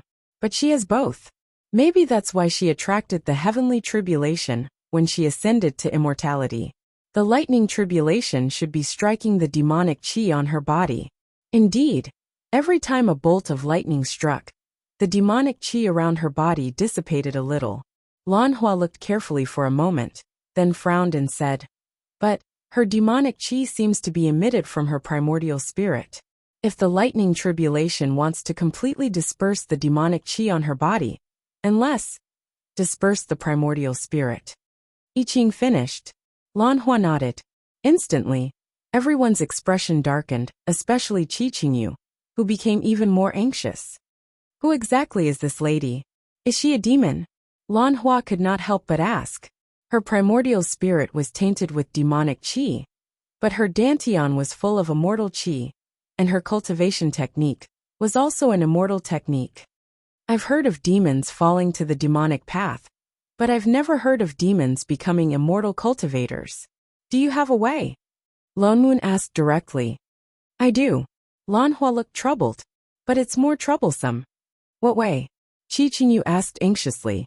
Draw the demonic chi on her body to me. He was not afraid of having too much demonic chi. But I need to come into contact with her primordial spirit in order to completely cleanse her of demonic chi. Qingyu was overjoyed. Celestial Emperor Lan Hua, please save little Tong. No. Lan Hua rejected her immediately. I don't know her that well, and if I want to save her, I'll have to go into the lightning tribulation and be struck together with her. I won't. Boss, save her. Shening interrupted. All right. Lan Hua did not even have time to react before he plunged into the lightning tribulation. Everyone. Motherf asterisk her. He hated this kind heart.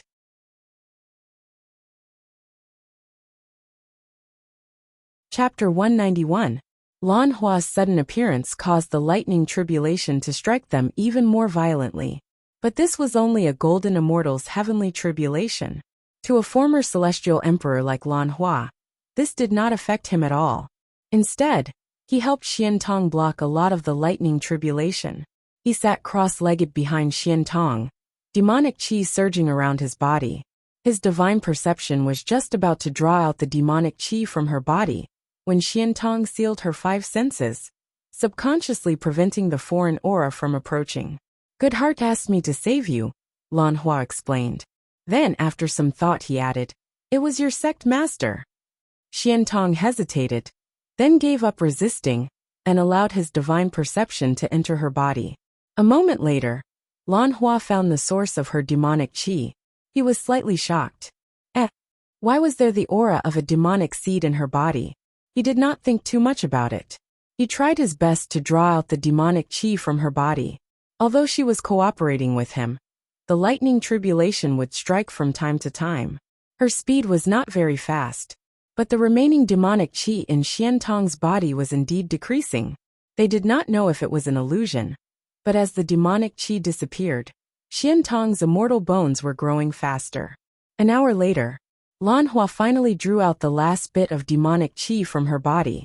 He stood up and left the area of the heavenly tribulation. It's done. He looked at Shening and said, the demonic qi in her primordial spirit has been cleared. She just needs to endure the last few bolts of lightning, and she will be able to form her immortal bones. Thank you, Celestial Emperor Lan Hua. Qingyu stepped forward and bowed. Then she heaved a sigh of relief. Xiantong had been brought up by her. Naturally, she was more nervous than anyone else. As the sect master, Shening felt that she should express her gratitude. Elder Lan, don't speak. Lan Hua immediately interrupted. Please, every time you speak, I want to give you something. He did not want to be left with only his underwear. Shening, Qingyu, everyone. The lightning tribulation is ending soon. Lo Moon reminded them. Everyone turned to look. Indeed, the immortal qi around Xiantong was getting thicker and thicker. The lightning tribulation was getting stronger and stronger. Even the array that Lone Moon had specially set up was showing signs of loosening. Lightning was faintly shining from the outside. Celestial Emperor Chu Xian, help me. Lone Moon turned to Chu Xian as he rearranged the array. Chu Xian was straightforward. He and Lone Moon set up the array, one on the left and one on the right. Waves of magical light flashed before his eyes, once again blocking the remaining might of the heavenly lightning outside. At this time, 79 bolts of lightning had struck down, and there were only 2 left. Perhaps it was because Lan Hua had helped her block a portion of the heavenly lightning, but Xiantong was in a pretty good state. 2 of the strongest golden immortal heavenly lightning bolts came crashing down on her, but she managed to withstand it. Even though his entire body had been burnt to a crisp, and he was lying on the ground on his last breath, his immortal bones had already grown back. In fact, because he had transcended the tribulation, the immortal energy around him was slightly denser than other body cultivators of the same cultivation level. It's fine now. Qingyu heaved a long sigh of relief and exited the array formation. She walked over, her voice tinged with joy. Little Tongyu, little you, don't go over there. She was just about to exit the array formation when Fengying suddenly pulled her back. The next moment, a bolt of heavenly fire descended from the sky at a speed faster than the heavenly lightning. It struck the heavily injured Xiantong on the ground. The system notification on Fengying's body also ended. Danger warning. Detected a high heat energy object approaching. In less than 2 breaths' time, the entire protective mountain array was engulfed in a sea of fire. The entire invincible sect was dyed crimson. Wildfire. Everyone's eyes widened in disbelief. How is this possible? Why did the wildfire appear? Although an immortal's advancement would produce 36 bolts of wildfire, Xiantong was only an immortal. Moreover, she was the lowest level earth immortal. The bit of immortal qi in her body could not possibly attract the wildfire. What's more, the demonic qi in her body had been cleared. She was now a real immortal. The last few bolts of lightning could be attributed to the fact that the heavenly tribulation had been triggered, and she had to endure it. But what was with the wildfire? Xiantong's figure was no longer in the flames. Even her weak aura could not be felt. Little Tong! Qingyu cried out. She was about to rush in to save her when Fengying held her back. Wait, little you. If you go in, the power of the heavenly tribulation will double. You're only a golden immortal. You won't be able to withstand it. But Xiantong, if this goes on, she will die. She looked anxious. Seeing that the next bolt of wildfire was about to descend, she turned to look at the person behind her. Elder Lone Moon, what exactly? Lone Moon looked confused as well. I don't know either. Where's Shining? Only then did everyone realize that Shining, who had been standing beside them, had disappeared. At that moment, in the heart of the wildfire, Shining helped up the charcoal that no longer looked human.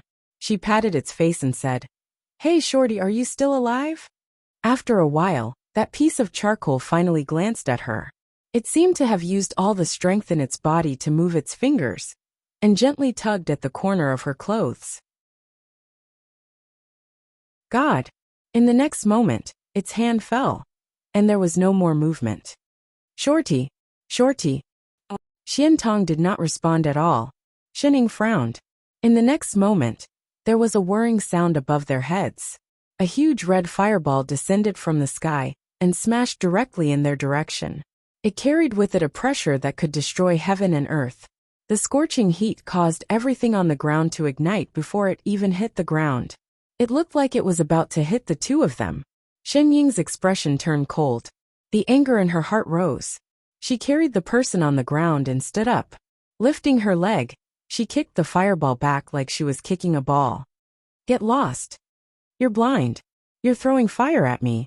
With a swoosh, the heavenly fire flew back into the sky at a speed 10 times faster than when it had landed. It burrowed into the clouds.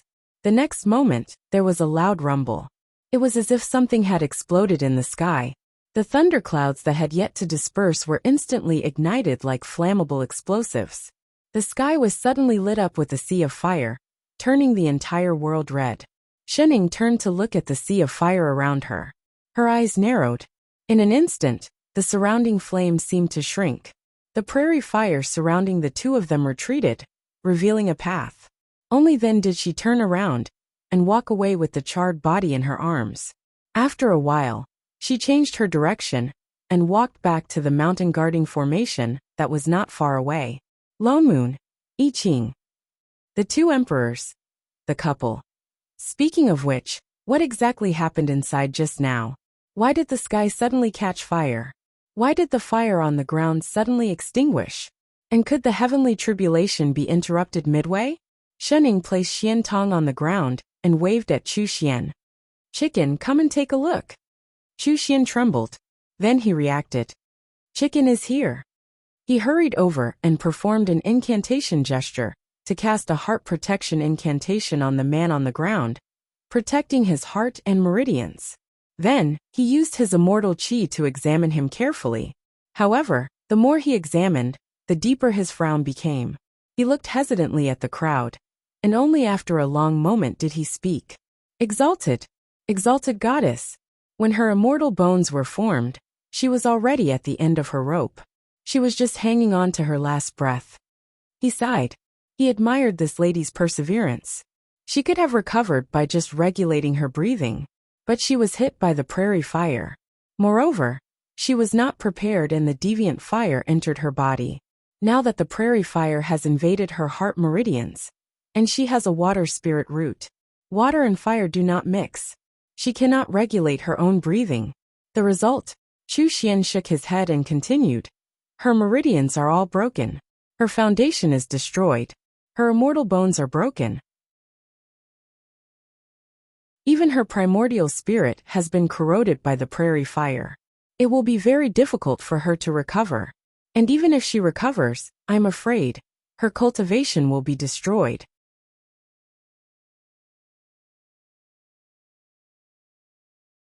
Chapter 192. Everyone fell silent.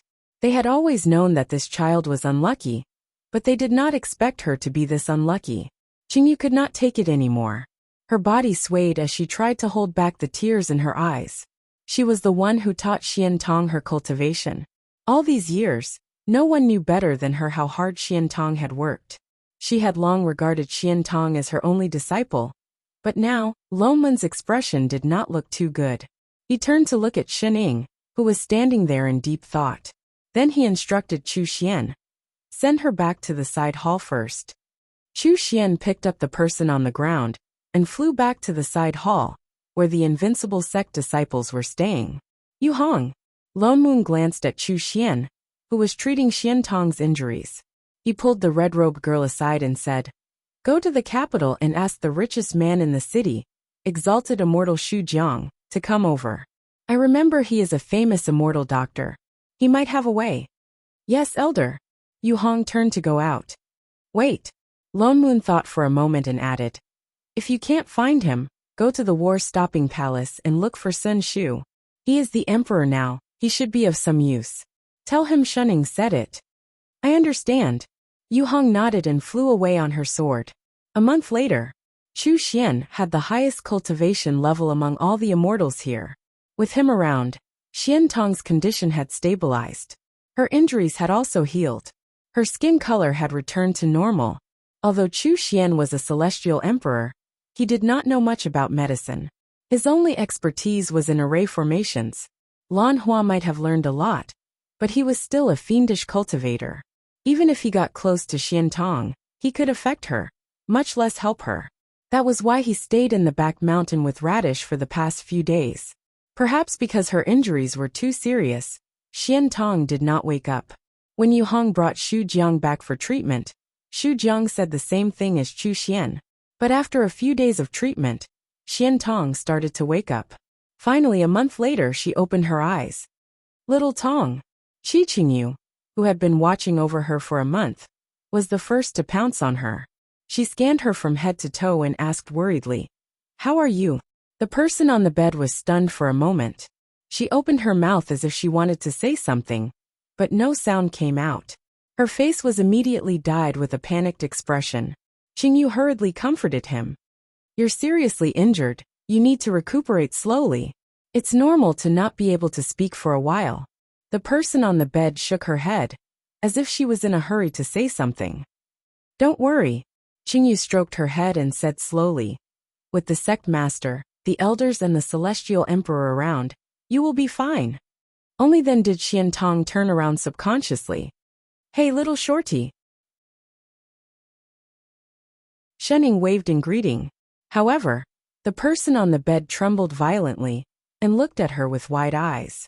He almost fell off the bed. Fortunately, Qingyu caught him. "Don't be agitated. Little Ing is here to see you." Qingyu smiled. As a member of her fangirl group, she could naturally understand her feelings. After all, she had been in seclusion for a long time in order to ascend to immortality. Unfortunately, everyone, this fairy still needs to recuperate. Why don't? Xu Jiang gave the few people a look, indicating for them to leave. Everyone understood. Lone Moon nodded at Qingyu, then led the whole house of people out. "Rest well." Shunning also instructed. She glanced at the person on the bed, who had shrunk herself under the blanket. She turned and followed Father Niu out. Passing by the window, she touched it casually. Her hand was covered in dust. She paused for a moment, then stepped out of the room. The few of them returned to the front hall. Xu Jiang wiped the sweat off his forehead and bowed respectfully to the few people. Celestial Emperor, two young emperors. Although fellow immortal Xian has awakened, her primordial spirit and destroyed foundation are extremely difficult to repair. I am also powerless. Even the spirit convening lamp won't work? Lone Moon asked anxiously. Wasn't the spirit convening lamp able to repair an immortal's primordial spirit? Shu Han looked troubled. Fellow immortal Xian's injury was caused by the prairie fire entering her body. In addition, her spirit root is resistant to the fire, so the longer it lasts, the more serious it becomes. Although the spirit convening lamp can repair the primordial spirit, as long as the blazing qi in her body is not expelled, this injury will recur. The spirit convening lamp cannot cure the root cause. Repairing it without permission will only cause her to suffer more pain. Lone Moon frowned. Now he was really sure that Xian Tong was not some evil female lead. For a female lead to behave like this, it would lower the standard of the female lead's halo. Is there really no other way? Xian Tong was a disciple of the sect after all. If the halo of a female lead could not protect her, as a nanny, Pui, as an elder, Of course he had to take responsibility. Xu Jiang glanced at Chu Xian and said hesitantly, "There is one way." "What way?" "Have you heard of the Luohan stone, young emperor?" "What the hell?" "Luohan stone." Chu Xian was shocked. "You mean Yi Shui Xan Han's Luohan stone?" "That's right." Xu Jiang nodded. "It's Celestial Emperor Xan Han's divine artifact, the Luohan stone. Since the Celestial Emperor of Hechuan was here, perhaps they could really borrow it. It is said that this item is the coldest thing in the world. It can freeze the sea in an instant. It is the nemesis of the blazing qi and fellow immortal Xian's body. We can draw it out of her body, and then repair her foundation." Celestial Emperor Xian Han. Lone Moon frowned. He did not expect to be brought back to this scumbag again. Previously, it was the fox demon who borrowed the spirit convening lamp to save him. This time, it was their turn to borrow the Luohan stone. What goes around comes around. "Thank you, exalted immortal Shu." Lone Moon bowed to Xu Jiang. "Young emperor, you are too kind." Xu Jiang hurriedly returned the bow. After some thought he added, "Oh yes, fellow immortal Xian's condition is inconvenient for her to move. It would be best if you could borrow the Luohan stone. Also, this cannot be delayed. Otherwise, even if the blazing qi is removed, it will be difficult to repair her foundation." "All right, we'll remember that." Lone Moon nodded. Xu Jiang gave a few more instructions, then continued to look at Xian Tong in the side hall. "It looks like we have to make a trip there. This matter cannot be delayed. Shening, we are now." "Shening? Shening. Hey." Lone Moon pushed the person next to him who was still holding the fruit. "Huh." Shening faltered. She lost her grip on the fruit and dropped it. I Ching, who was beside her, hurriedly handed her a new one. "What are you doing? Why are you in a daze?" Lone Moon glanced at her confused. She even forgot to eat the fruit. "How rare. What's wrong with you these few days? I feel like you've been acting strange since the day of Xian Tong's heavenly tribulation." "Master." I Ching looked over worriedly. "Your appetite these few days has also decreased by 1%. Do you have to be so precise?" Straight face, Lone Moon seemed to have thought of something. His eyes widened. "You didn't find out anything else, did you?" "Not really." Shening tilted her head. A moment later, she sat up straight and looked at the two seriously. "Chef Father Nyo, don't you think?" "Wait." Lone Moon suddenly raised his hand and gestured for her to stop. "Don't say it now." "Huh. Why?" Lone Moon said seriously. "Every time you speak seriously, I feel like I have to add an epiphany buff. We still have to rush to Yishui. We don't have time to pause. We'll talk about it when I'm ready." I Ching. Chu Xian. Shening. Son of AB *TCH.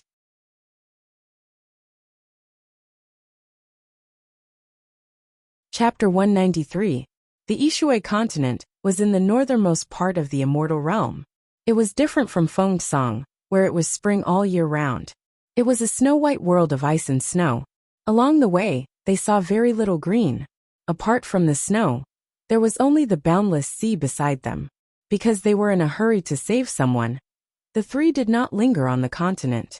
They headed straight for the heavens beyond heaven's Yishui Palace. Along the way, they did not see many immortal officials. It was rather quiet. With the pass that Chu Xian gave them, they arrived at the heavenly palace's entrance without any obstructions. After a brief explanation of their purpose to the immortal official, someone went in to inform the immortal official. Not long after, someone came out to greet them and greeted them. "The Celestial Emperor invites you in." Without another word, he led them towards the main hall. There was a person sitting in the hall. He was dressed in white, and his long hair was tied up high.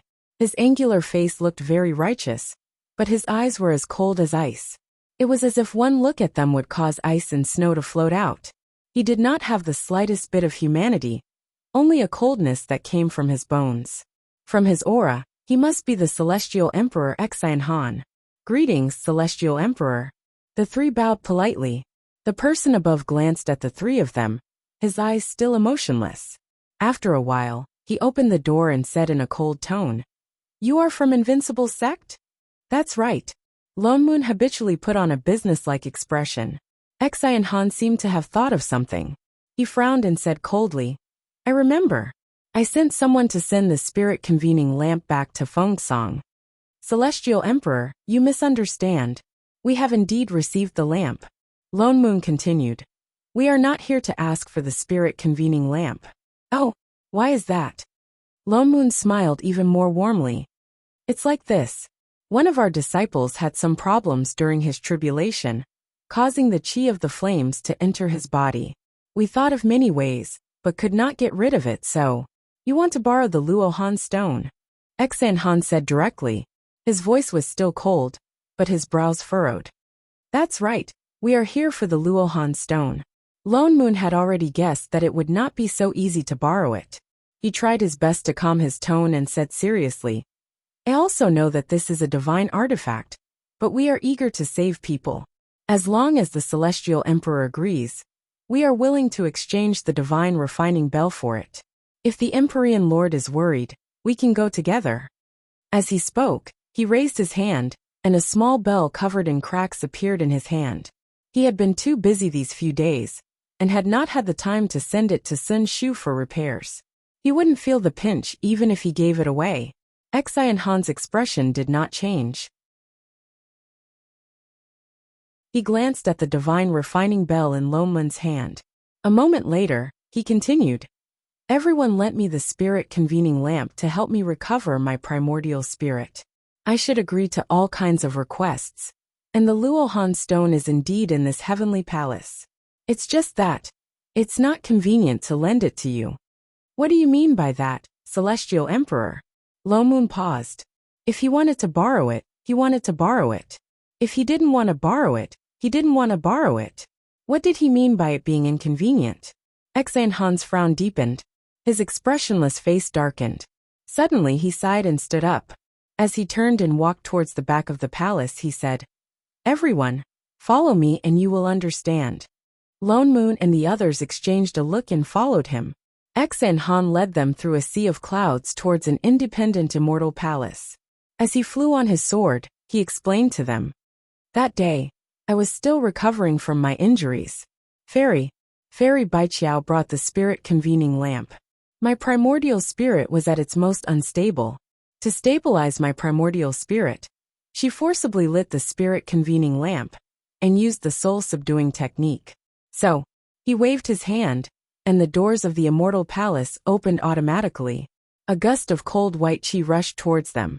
Even Lone Moon and I Ching, who were young emperors, could not help but be shocked by the cold qi. The inside of the immortal palace was already snow-white, and the ground inside was covered with thick ice. A person lay on the platform in the middle of the layer of ice. She was dressed in a pink fairy dress, and seemed to be asleep. They could feel a faint aura emanating from her. That's Baiqiao, Lone Moon exclaimed. A few months ago, she was still alive and kicking, stealing lights. How did she become like this? Her breathing was weak, as if she could die at any moment. Her cultivation level is too low. She forced herself to use the divine artifact and the soul-subduing technique. That's why her sorcery backfired, and her primordial spirit was injured. Xian Han shook his head. There was no guilt or heartache on his face. Instead, there was only disapproval. I only realized this after I woke up. But I know too little about primordial spirit sorcery. I could only use the Luohan stone to freeze her dantian and meridians, so that her condition would not worsen. With that, he conjured a seal. The next moment, a piece of red jade appeared above the ice bed. It floated in midair, and emitted a steady stream of cold qi. Without the Luohan stone, her condition would worsen. That's why I can't lend it to you. Xian Han explained in a low voice. He helped Baiqiao up from the ice bed, and conjured a few healing spells. Baiqiao, who was originally covered in a thin layer of ice, now had a few drops of water on her forehead, and her complexion had regained some color. Her eyelids moved as if she was about to wake up. After a while, she slowly opened her eyes. Are you feeling better? Xian Han asked. His voice was still cold. Baiqiao paused. You. Her voice was hoarse. Her face contorted in pain. Lone Moon frowned. On the way here, he had prepared himself that she would not lend it to him. He was prepared to pay a huge price for it. He did not expect this to be the reason. They wanted to borrow the Luohan stone to save someone. Now he wanted to save someone. He did not know what to say. The Celestial Emperor said that her primordial spirit was injured? I Ching suddenly asked. The two people on the other side were stunned. Even Bai Qiao, who was on the bed, turned around. She seemed to recognize them, and her eyes suddenly widened. You need to rest. Xian Han comforted her softly. He waved a hand in front of her eyes. Bai Qiao's body went limp.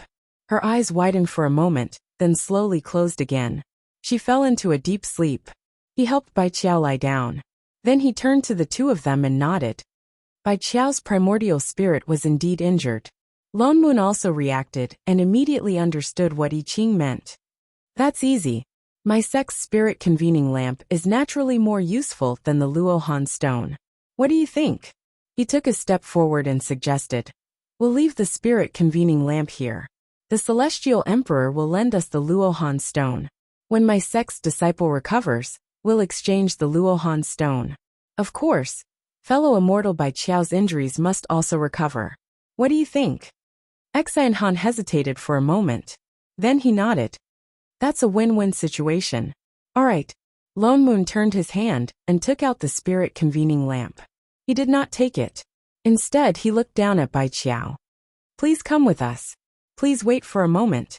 I'll keep the Luohan stone. Lone Moon and the others nodded. They took the lamp and left. Xian Han was quick. In a short while, the cold qi around the immortal palace disappeared. He came out with the Luohan stone and exchanged it with Lone Moon for the spirit convening lamp. The few of them were in a hurry to save Bai Qiao. They bade farewell politely and flew out of the heavenly palace. When they could no longer see the heavenly palace, I Ching said, he did it on purpose. You're tuning in to the Dreamy Chapters YouTube channel. We're so grateful for your support. And don't forget to subscribe to join us on this incredible journey through captivating stories. Your generosity through donations truly makes a world of difference, as it's the primary source of revenue that allows me to expand and enhance this channel for you. Thank you from the bottom of my heart for being a part of this adventure.